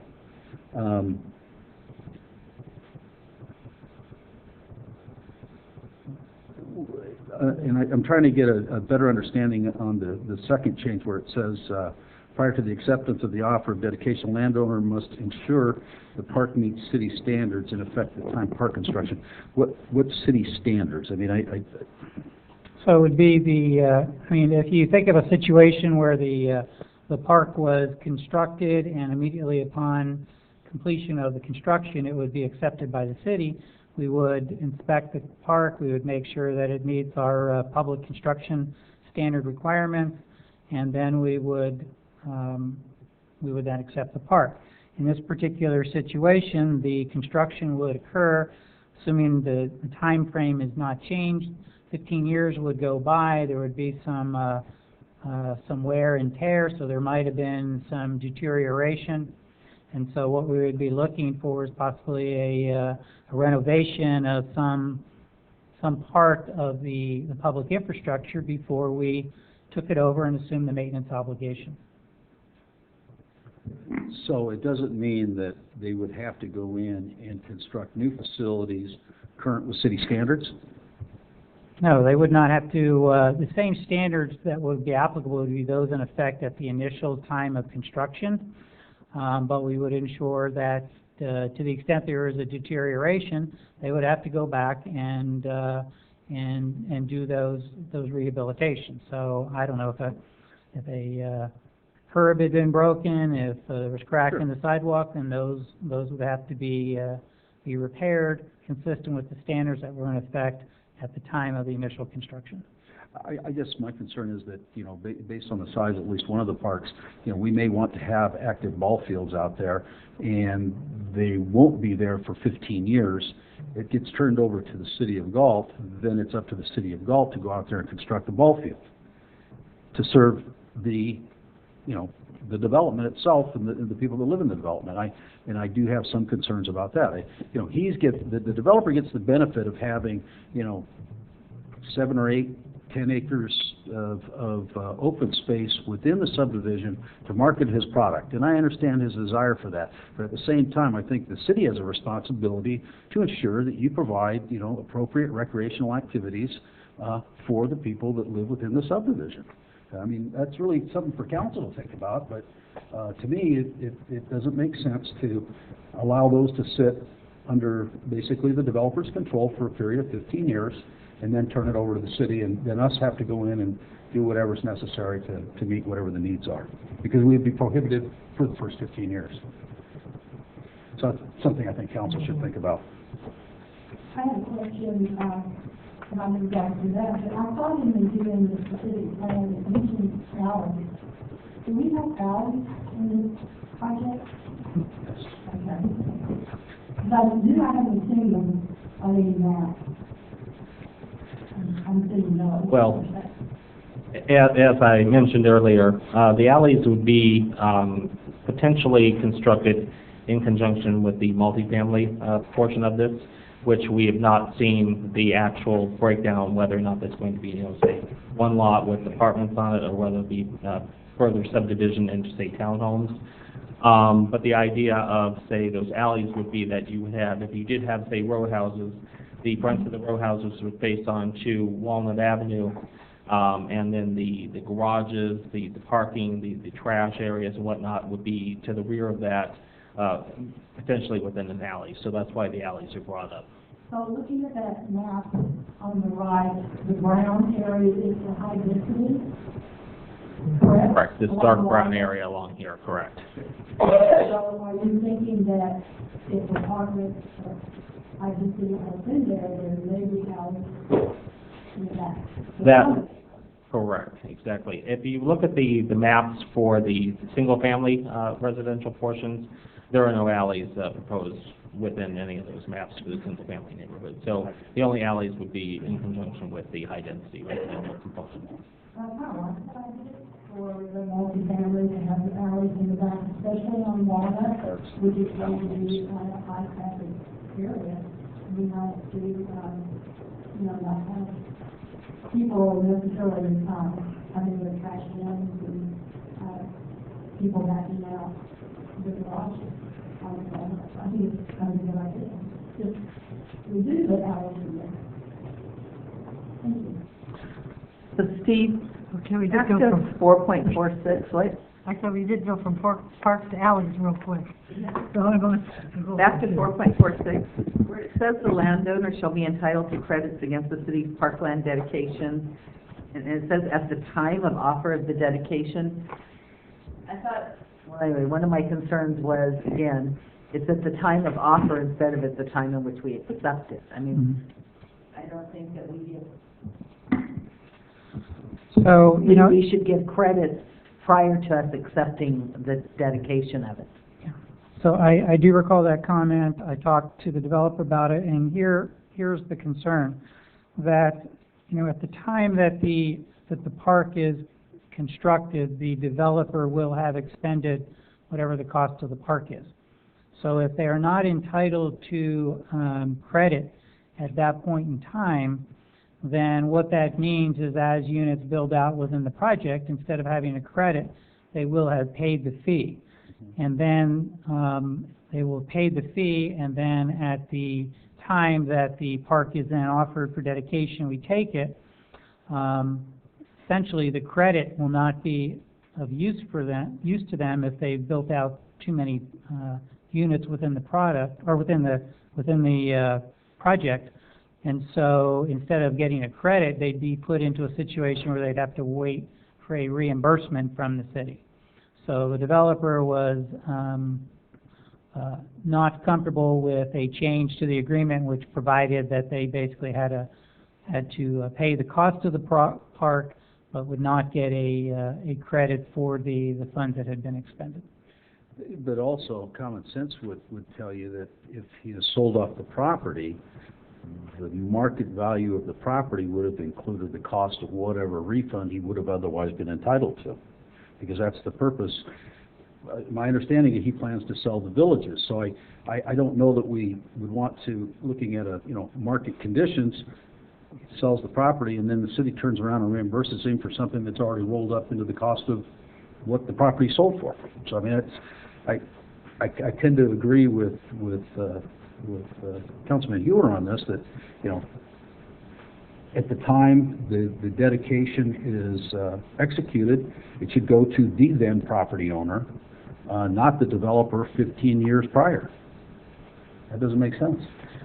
So I think, you know, I don't want to speak for the developer, but I think what, you know, the approach would be that if they're not going to be provided with a credit at the time that the park is actually constructed, but they're not going to be made whole for the construction costs until such time as we take the property, that in lieu of receiving a credit, which has to be applied on a building permit by building permit basis, the request would be to provide a reimbursement for the costs at the time that the project or the park is actually accepted. But I haven't run that by the developer. We'd have to have that discussion. Well, I guess my concern is that you offer it for dedication, they continue to use it privately for 15 years, and we're giving them credit this entire time in which they're using basically a private park. Well, for marketing purposes, which I totally understand, but I just think if they're going to use it for their marketing purposes, then we shouldn't be funding it. Well, it's certainly going to be privately owned, but it's going to be open for public use, subject to certain reasonable restrictions. And they're going to do all the maintenance, correct? They're going to do the maintenance, and they're going to pay taxes on the property.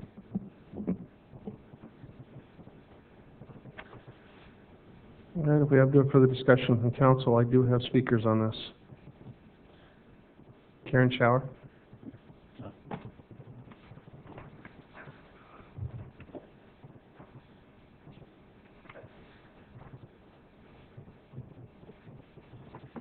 Good evening, Mayor Cruz, City Council members, and city staff.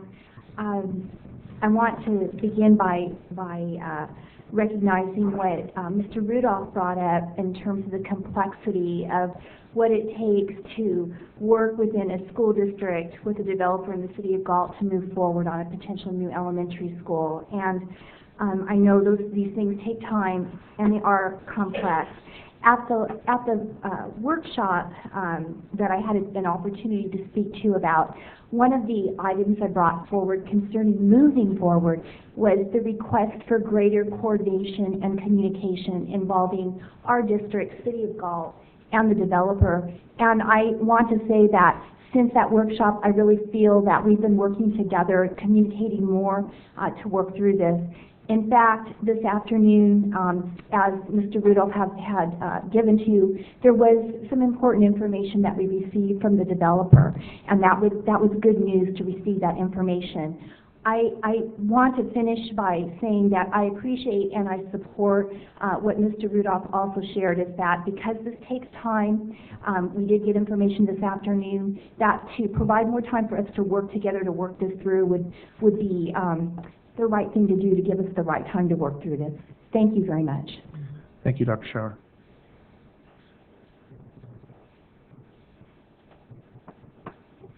Addison Covert.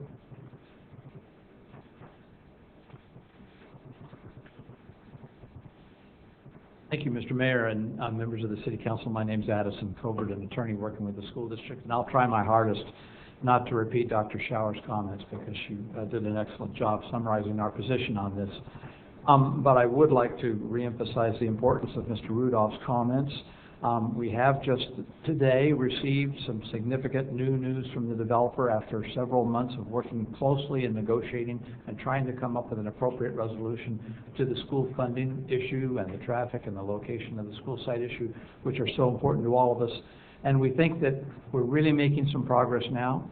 We think there are some advantages that we can be suggesting with a little bit of additional time that help the developer, that help the school district, and that help the city. And the reason that's the case is because we're trying our best to make sure we're maximizing our opportunities at the state of California to bring revenue to the local Galt community to benefit the school and to benefit indirectly the park adjacent to the school, and with some additional fine-tuning to the developer's proposal, with the consent of the developer, we think we can accomplish that. So, like Mr. Rudolph has suggested, we, in addition, are requesting that we be given a little bit of extra time to complete this process, to bring back something to you that's a quality product, that's going to resolve the school district's concerns, provide benefit to the city, provide benefit to the developer. Let me make sure I run through a couple of more quick comments, and then I want to excuse myself because I don't want to take any more of your time at this point in the process. We have the opportunity to make sure that we've got a quality school out there if we're able to agree upon language in the development agreement that helps this happen. We're wanting to, and intrigued by the fact that the developer suggested participating with you, in coordination with you in your Melrose district. That provides us the opportunity to get money out there to make sure we're building those school facilities in a timely fashion, to make sure we also have revenue to take care of our interim school facilities at the other school sites until the new school is built, and to finally make sure that the middle school facility gets the kind of upgrades that it will need in order to accommodate the students that are going to be coming from the project to it. I'll say one more thing. We also have an opportunity to meet, as I understand it, at 3 or 3:30 this afternoon, or this coming Thursday rather, for purposes of continuing this discussion. I think that's important because it demonstrates a commitment on the part of the school district to really move this process forward in a concerted effort to try to get the benefits in place we need to really make this happen. There won't be any dilly-dally. There's going to be a lot of concentrated effort on the part of a lot of players here, including the school board, to make sure we're in a position to move forward with you consistent with your timing needs. But we are requesting consistent as well with Mr. Rudolph's recommendation that we have a bit of a timeout for purposes of getting this last element negotiated and worked out so it can come back to you and to the developer for final approval in your development. Thank you very much. Thank you, sir. Barbara Woods.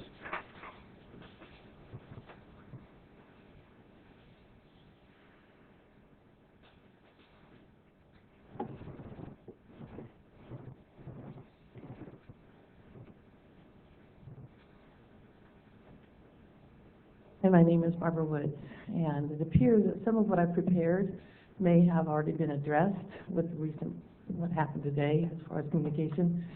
But rather than deviate too far from this, I'm just going to go ahead and say what I had prepared with previous information that I had. So I've been a resident of the city of Galt for 22 plus years and really care about this community.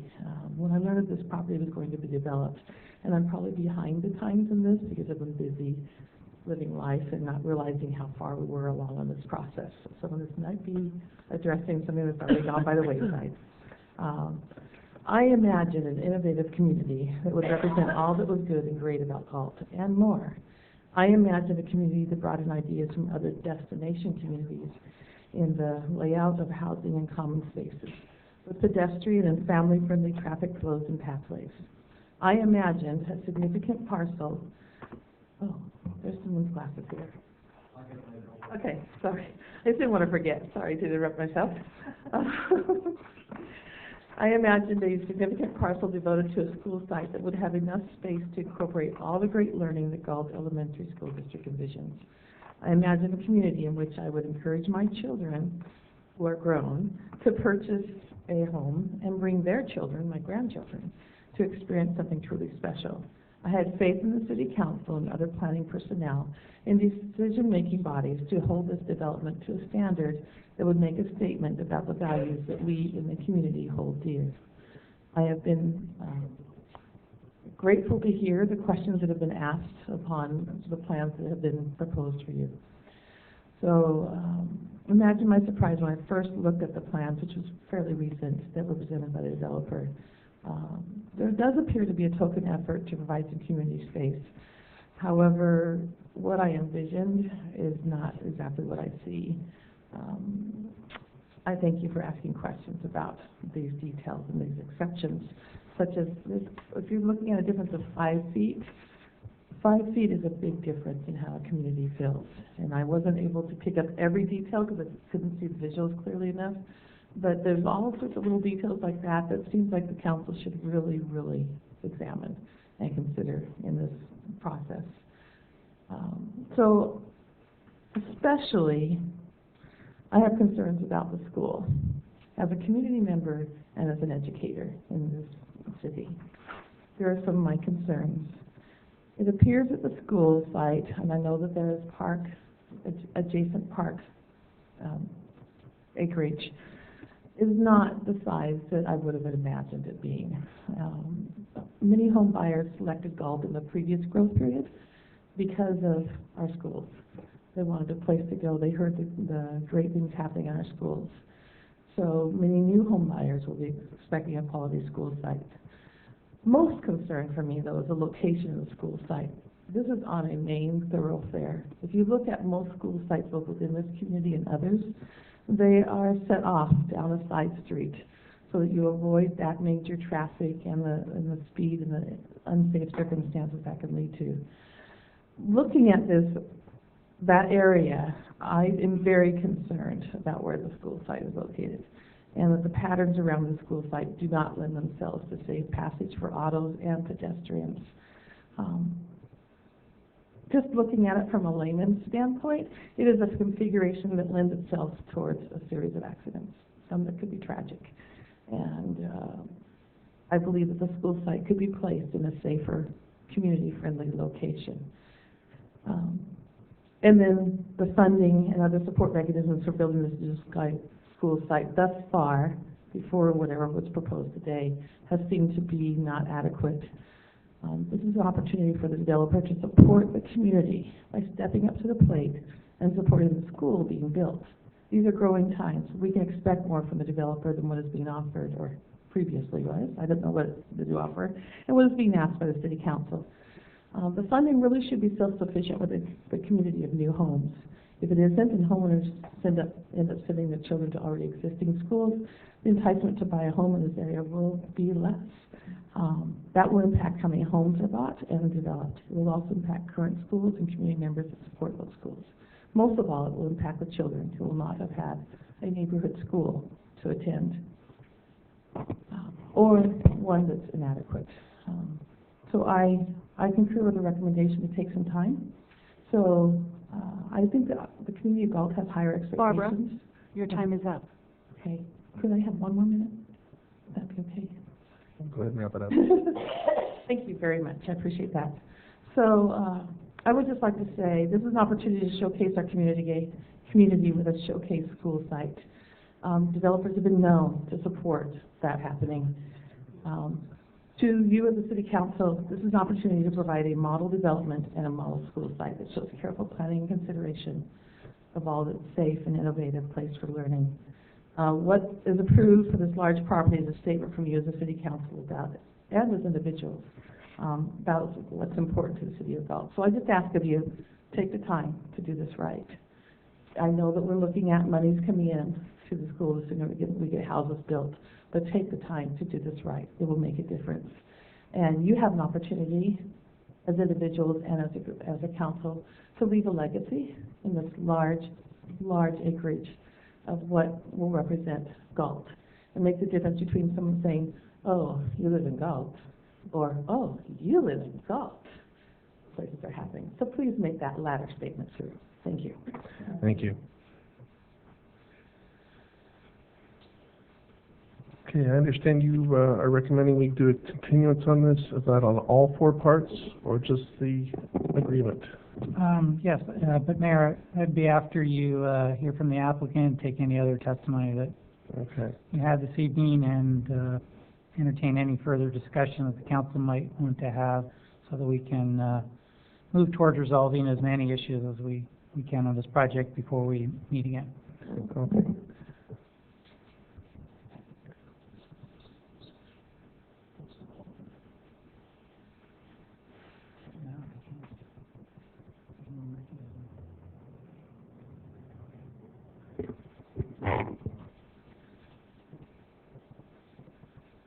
Good evening, Mayor, members of the council, new chief, city manager, city attorney, the rest of the staff.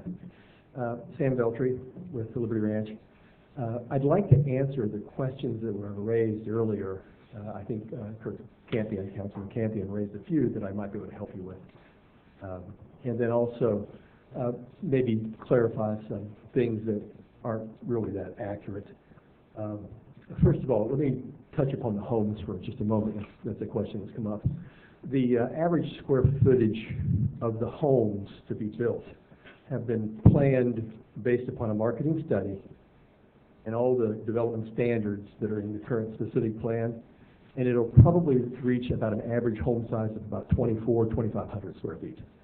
The smallest is 1,800, but that's in that high density stuff.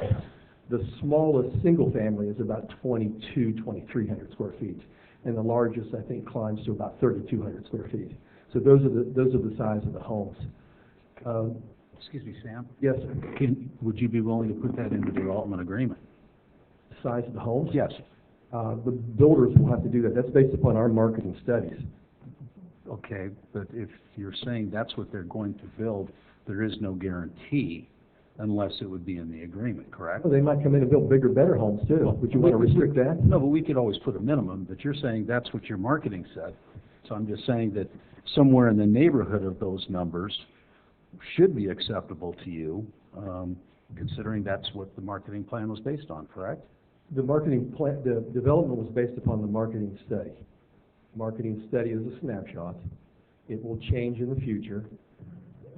You will have the chance to review the architectural plans to determine whether they're adequate at that time. I think you would probably want to have that flexibility.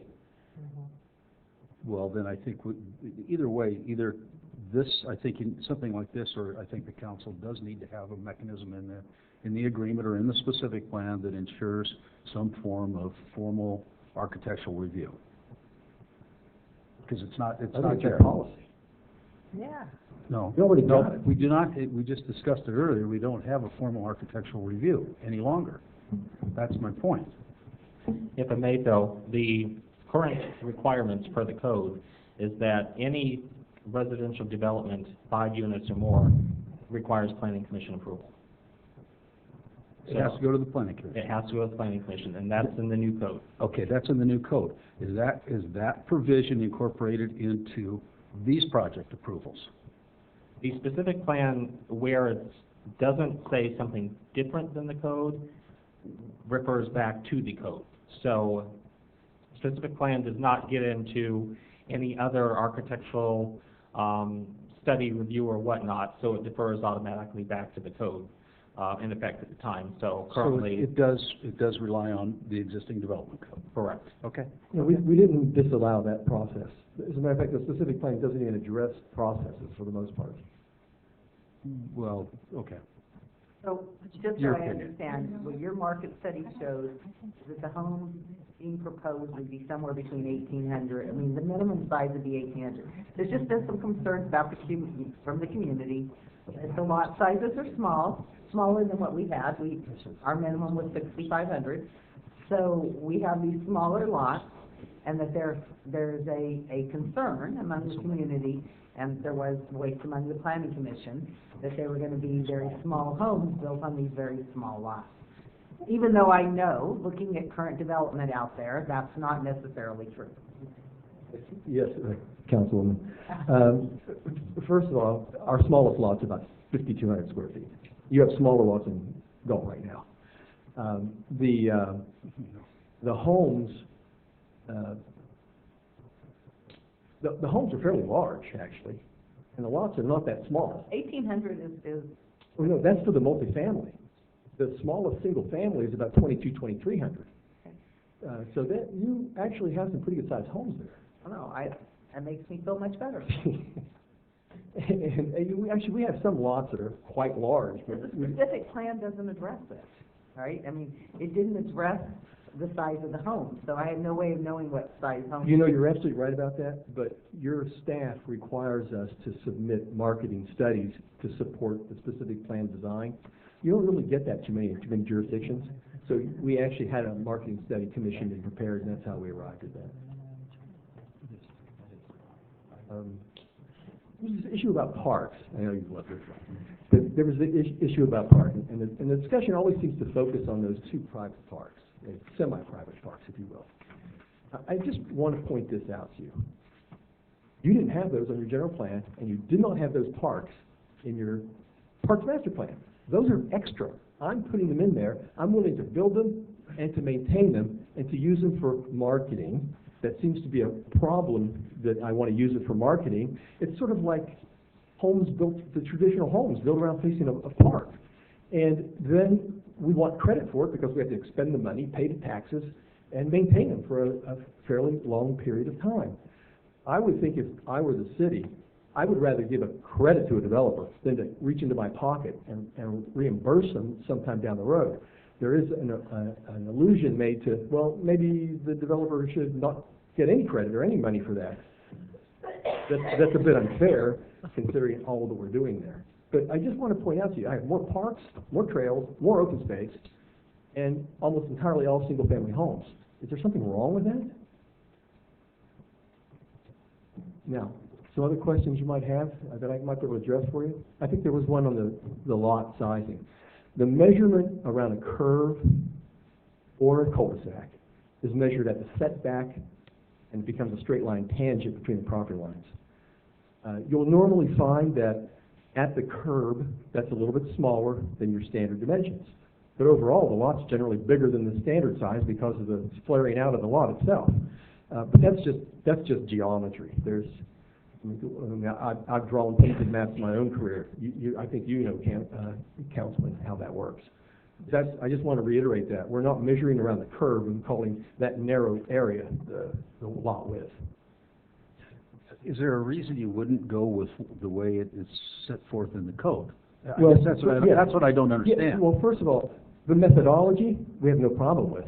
The code is based upon the development standards established in our specific plan, and where we don't address it, we revert back to your code. So to the extent that in some cases you felt that the lots were too small at 50 wide, and your code maybe didn't allow 50 wide, then our development project proposes 50 wide. We'll still use your methodology for calculating the widths and the sizes, but that's the size we want to build. Again, the whole purpose here is to give you single-family homes. If some people have said to me, why don't you do a bunch of half-acre lots, and then I'm going to have to build 3,000 square foot lots to keep it all single-family elsewhere. I think what you said on is not the same as what Tony was saying, because it's not the same. I mean, are you saying measured at he was measuring back a sidewalk. I don't know where this 30 feet is being measured from. Nobody has indicated where it is. It's on the map. The tentative maps expound upon the specific plan, and so it's measured there. Looks like I have my planner here who drew those maps, so maybe I can get out of this and he can answer. Well, the lot width is measured at the excuse me, I'm Tim Denham with Wood Rogers, and we work for the developer. The lot width is measured at the setback, as defined in the specific plan. The 30 feet is at the back of sidewalk. So if you have a pie-shaped lot on a cul-de-sac, it's going to be much narrower at the back of sidewalk. It'll meet the requirement for the width at the setback, and it'll pie shape out and be much wider in the back. And so that's why we have the 30 feet minimum behind that sidewalk, so you can get your driveway in, Right. and your utilities. And so the 50 feet is the zoning standard, and the 30 Well, feet there's a 50-foot and a 65. That's the difference. Yeah, the width is measured at the setback, and then the frontage is essentially an engineering standard that staff applies when you come in with your improvement plan. So we just want to make it clear that at back of walk, we will be using the city's engineering standard for width, and at the setback, we'll be using what's defined as specific plan. The city's engineering standard would be that which is measured at the setback. When you have cul-de-sac lots, Yes. they are narrower, because they're pie-shaped You're at right. the cul-de-sac. You're right. You measure it along the court at the 20-foot setback. Correct. We're not disagreeing here. Right. So we're measuring the width. If it's a 60-foot lot, it's measured at the setback. But if it's pie-shaped, it gets narrower as it gets to the cul-de-sac. That's what I think we're beating a dead horse here. That's exactly what the code says, is that you would measure it on a curvilinear street at the 20-foot setback on the court. Correct. So you agree with that? Per our specific plan, our LDR is now measured at that setback. The MDR is measured at a different setback because the setback. I'm lost. You've lost me. On that table, it didn't show that. Right, maybe you can, so at the 20-foot setback, it's a 60-foot lot, that chord will be 60 feet at the 20-foot setback. Correct. At the back of walk, at the very front of the lot where it's next to the street, on a cul-de-sac, it will be narrower. Yes, I realize that, and you can still have that, but because you're measuring it still 20 feet back at the 20-foot setback line. That's the way the code is written. Correct, we're in agreement with that. Okay, so why wouldn't you go with what is in the code instead of creating another different regulation to apply just to this project? But your standards actually allow what we're proposing here In the development code? in the engineering standards, I've never seen that. because cul-de-sacs or lots are narrower. There's something actually written. If you could bring that forward to the next meeting, that'd be great. I think we're talking past each other, Councilman. Are you suggesting that we not have development standards in the specific plan for this situation, and we go to the city's standard zoning standards? That's what I said when Tony brought it up. That's what you're suggesting? That's exactly. Yes, so Exactly. the specific plan allows us to customize, and that's what we proposed. So, no, we're not willing to do that. Well, that was the question. I figured that out. So You're there- trying to get us to use your standard zoning instead of the customized. You're right, stuff, and you're right. But I Get was that. just told by your engineer that it's the same thing, and it is Well, allowed. The methodology is, it is allowed in the specific. That plan. isn't, Sam, that's not what he said. Come on. Okay, well, we'll end on that one, huh? Okay. Thank you, sorry. And I just want to put another spin on this. You know, I am not opposed to the size of the lots. And, you know, when we sit here and we're given so much information that when we get something, sometimes it's like an aha to me. 2,200 square foot for a house for the minimum, to me, seems like quite a lot. I'm even thinking lower than that. You know, well, he said 22, just said 22. No, I agree. Yeah. I mean, so, you know,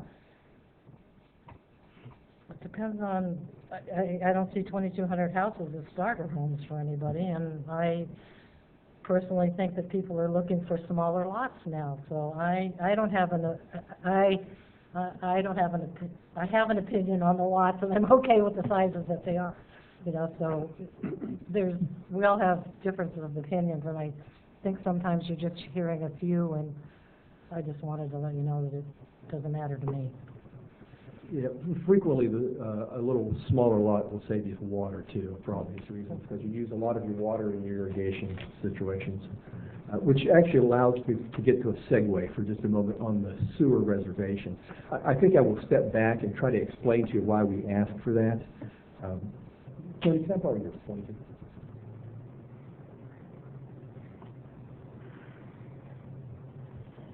Perfect. Can you all see that way, or do you want me to point behind me? Okay, let me try over here. The reason for the sewer reservation is this. We're going to record a map for that area. That's a phase one. The sewer reservation allows this builder, okay, there's this builder, that builder, this builder, that builder, and this builder. We've got 5 builders. Now, I'm a builder, I come in here in that phase, and I start recording maps, and I'm paying taxes and all that stuff on those lots while I'm recording. But I built 4 or 5 lots here because, you know, your absorption is kind of slow. And now you're suggesting that if I can't reserve the sewer for the balance of his area, his village, if you will, you're going to have that builder and maybe other builders sitting there building portions of their projects and the lots lying fallow. Now, then there was this question raised about, well, over the whole project, that's a lot of units. We're not going to be building over here until we get done with this. Or maybe there's a slight carryover, but there's certainly, while they're working here, and they're building in these 5 neighborhoods, and they're asking to preserve their ability to finish their neighborhoods, we're not going to be over here. We're not going to be here. We're not going to be there or there. So we're not asking for a reservation of valuable sewer capacity, which you seem to have anyway. But I think that you all weren't understanding what we were trying to do there. It's just so that the merchant builders have some confidence that they can finish the subdivision that they're buying. You certainly don't want those lots sitting out there undeveloped. Hopefully that helps you. The last comment I really have, unless you have further questions, is that I think we have gone through a lot of this project. Now, we don't really have the DA wrapped up because we are trying to work with the school district to work that out. I personally would like to see you act upon everything but the DA tonight so that we can just focus in on the development agreement with regard to the school district and any other hangovers you have in the development agreement. But Lord, we have vetted this project pretty thoroughly, and that would be my last request. And thank you all for your attention. Thank you. Thank you. Do I have any further public comment? Okay, with that then, we will close the public hearing portion of this. And I'll go back to my original question. And it seems Mr. Veltri also hit on it. Do we continue the entire, or can we just go to 3 of the 4? Well, you have options. You know, my recommendation was to continue the totality of the recommendations before you, but you have other options. Legally, you would have the ability to move on the first item, which is the certification of the EIR. You could move on the adoption of the resolution approving the annexation. You could introduce the ordinance approving the proposed pre-zoning. The last item, to introduce the ordinance approving the development agreement, you would not be able to do tonight because we have not completed the draft of that document. So you have the legal ability to move on the first 3 items or any one of those 3 items if you so desire. If that answers your question. Okay. Council, what's your pleasure? Is there any reason that you wanted to keep these together to take them all to the next council meeting? The reason for that is because right now both the developer and the school district are focusing their attention on negotiating this issue relating to the school facilities. And when you start moving parts of the project forward, then from the school district perspective, they need to start maybe transitioning some of their effort into a pre-litigation mode, because once you approve the project let's say it happens at the next meeting, then that starts a statute of limitations for them to file a challenge to the project. And by holding off on even taking that first step, in my perspective, it avoids anybody having to change their position around the negotiating table. We can just focus on negotiating the deal and not worry about what might come at the next city council meeting. So that's my why I think we ought to just maintain the status quo, finish the negotiations on the school district, and bring that finished product back to the city council. But you certainly have the discretion to move the first 3 items if that's the council's desire. So you're saying that to try to avoid litigation from the elementary school, you recommend that we not move forward? That's correct. That we're not moving forward for. I make a motion consistent with staff's recommendation to move the whole project. I have a motion on the floor by Councilmember Champion. Do I have a second? Yeah, that's what they recommended. So that would continue all 4 items to the next regular meeting on April 19th. No, Okay. continue the 19th. It continues this. Yes. I'll second that. I'm Sorry about that. I have a second by Councilmember Hewer. I just have one more question before we go to the vote. It's not really. But when we talk about the specific plan, Tony, one of the things that was brought up by a community member was the issue of composite roofs. And it does talk about that in the community design. Isn't it in our zoning that we want concrete roofs or tile? It's concrete. It's not specifically, however, the applicant could attest to this, that I also had raised that concern from a staff level. I would personally prefer to see concrete tile as well. I know that we do have composite Well, I roofs thought out that's there. something we had moved for, gosh, I don't know, the last 20 years to move forward. And of course, when the architecture goes to the planning commission could very well deny or at least condition the project to have all concrete tile. So even though the specific plan says either or, we still require it at the time in which it's. Correct. Okay, that's what I wanted to know. Okay, well, we have a motion on the floor and a second. Do we have any further discussion? And call for the vote, please. Vice Mayor Payne? Aye. Councilmember Hewer? Aye. Councilmember Campion? Aye. Councilmember Powers? Aye. Mayor Cruz? Aye, so this will be continued to the next meeting, which will be the 19th. Yes, sir. One item that I, Can we, okay, go ahead. Oh, go ahead. I'm really hoping this will all be finished by the next meeting, the first 4 at least. That's my point of view. and I've just had a chance to just briefly look at this agreement between the Liberty Ranch and the school district, but I see one item in here that is very troubling to me. It's under section 4.49.2, which was just given to us this afternoon. It says that, they agree to all these things outlined for the school district. However, that the city, if I read this correctly, approved the project as submitted to the planning commission or as otherwise agreed by the landowner. Am I reading that correctly? That would be a new condition so that everything we've discussed over the last several meetings and the planning commission would not have merit or be incorporated in any fashion in this project? I think that is one of my questions as well.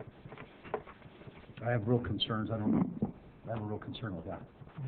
Although I believe the school should be, the school impacts need to be addressed, I don't know that that's the appropriate way to achieve that. Well, I think now we do have time to look at this a little bit more in detail. Yeah. Or maybe All right. Seeing no further meeting for the city council, we will move on to the agenda for the successor agency to the former redevelopment agency. So we will adjourn from the Galt City Council and convene as such. Roll call, please. Board Member Payne? Sorry. Board Member Hewer? Board Member Campion? Here. Board Member Powers? Here. Board Member Cruz? Here. Okay, seeing we have no public comment, we have the information consent calendar. Do I have a motion to approve? Second. I have a motion by Vice Mayor Payne and a second by Councilmember Powers. Do I have any discussion? Call for the vote, please. Board Member Payne? Board Member Hewer? Aye. Board Member Campion? Aye. Board Member Powers? Aye. Board Member Cruz? Aye, so it'll pass 5-0. We will now adjourn the Galt Successor Agency and reconvene to the Galt City Council. City Clerk's report.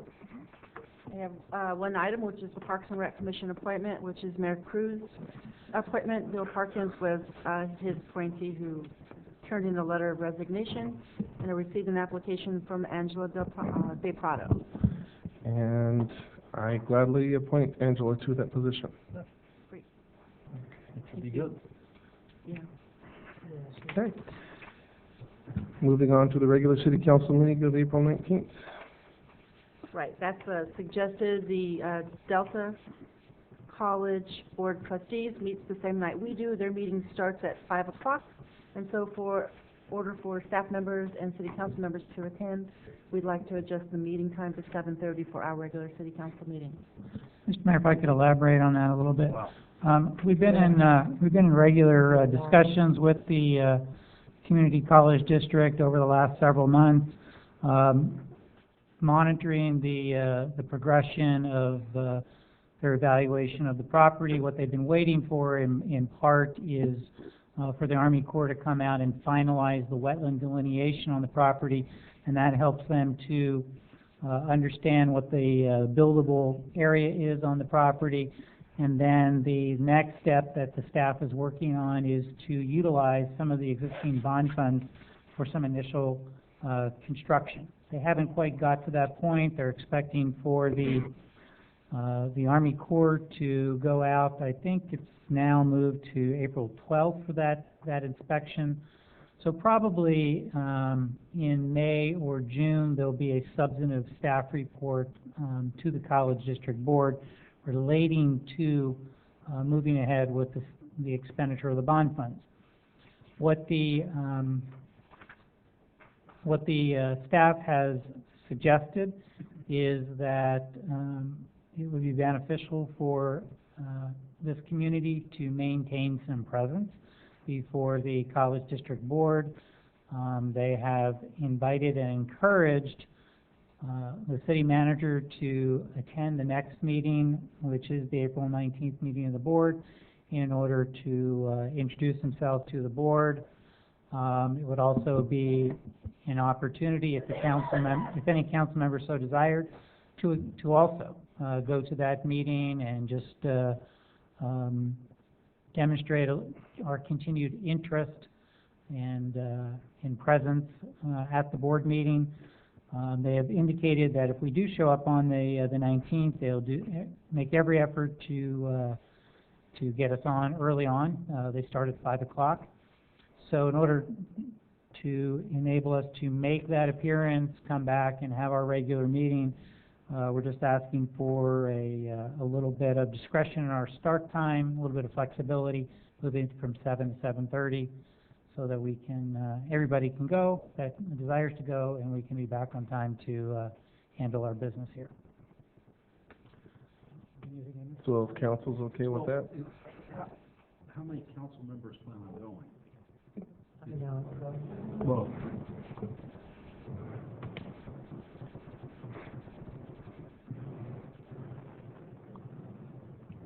So, you two plan on going?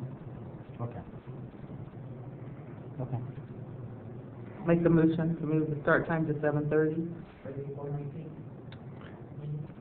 motion by Councilmember Hewer. Do I have a second? I'll second. Call for the vote, please. Vice Mayor Payne? Councilmember Hewer? Aye. Councilmember Campion? Aye. Councilmember Powers? Aye. Mayor Cruz. Aye, so we have unanimous. Yeah, I do have some concern that we just adjourned the Eastview to that meeting, and that's going to be a long meeting. I know, but the Delta College thing, No, I agree. I think Delta College is, quite frankly, has priority. My point is that, Move Eastview to the end of the month. yeah, that's what I was thinking, because We're only talking 30 minutes here. if everybody's on time. You know what, I don't think we're going, I do not want to push it off. I don't either. I think we've done it, we've been, concerned Okay. about litigation in elementary school that causes us to push it off. And I don't think we need to keep pushing it off. Okay, moving on to comments by staff. I'm going to start with you, Armando. You've been quiet tonight.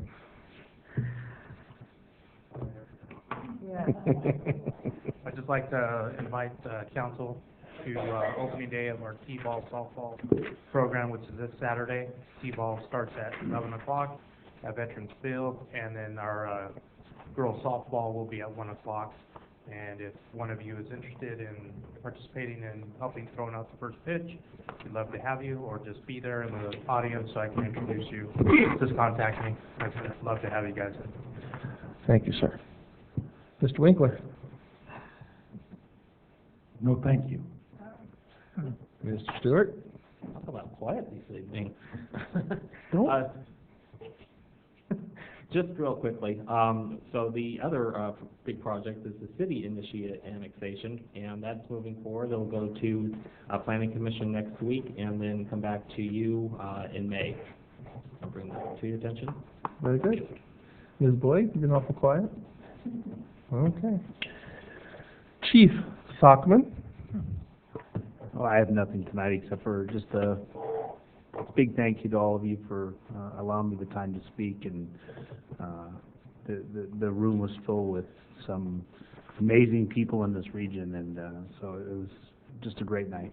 It's a great start. Mr. City Manager. I'm very pleased we're building our team to have Chief Stockman here, and we're staff's busily working on budget, and more to come in front of the council in our future meetings. Okay.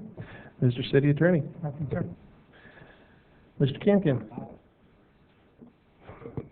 No, thank you. Councilmember Hewer.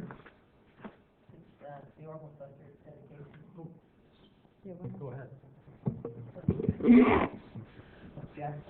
It's Monday the 11th at 12:30, Galt High School.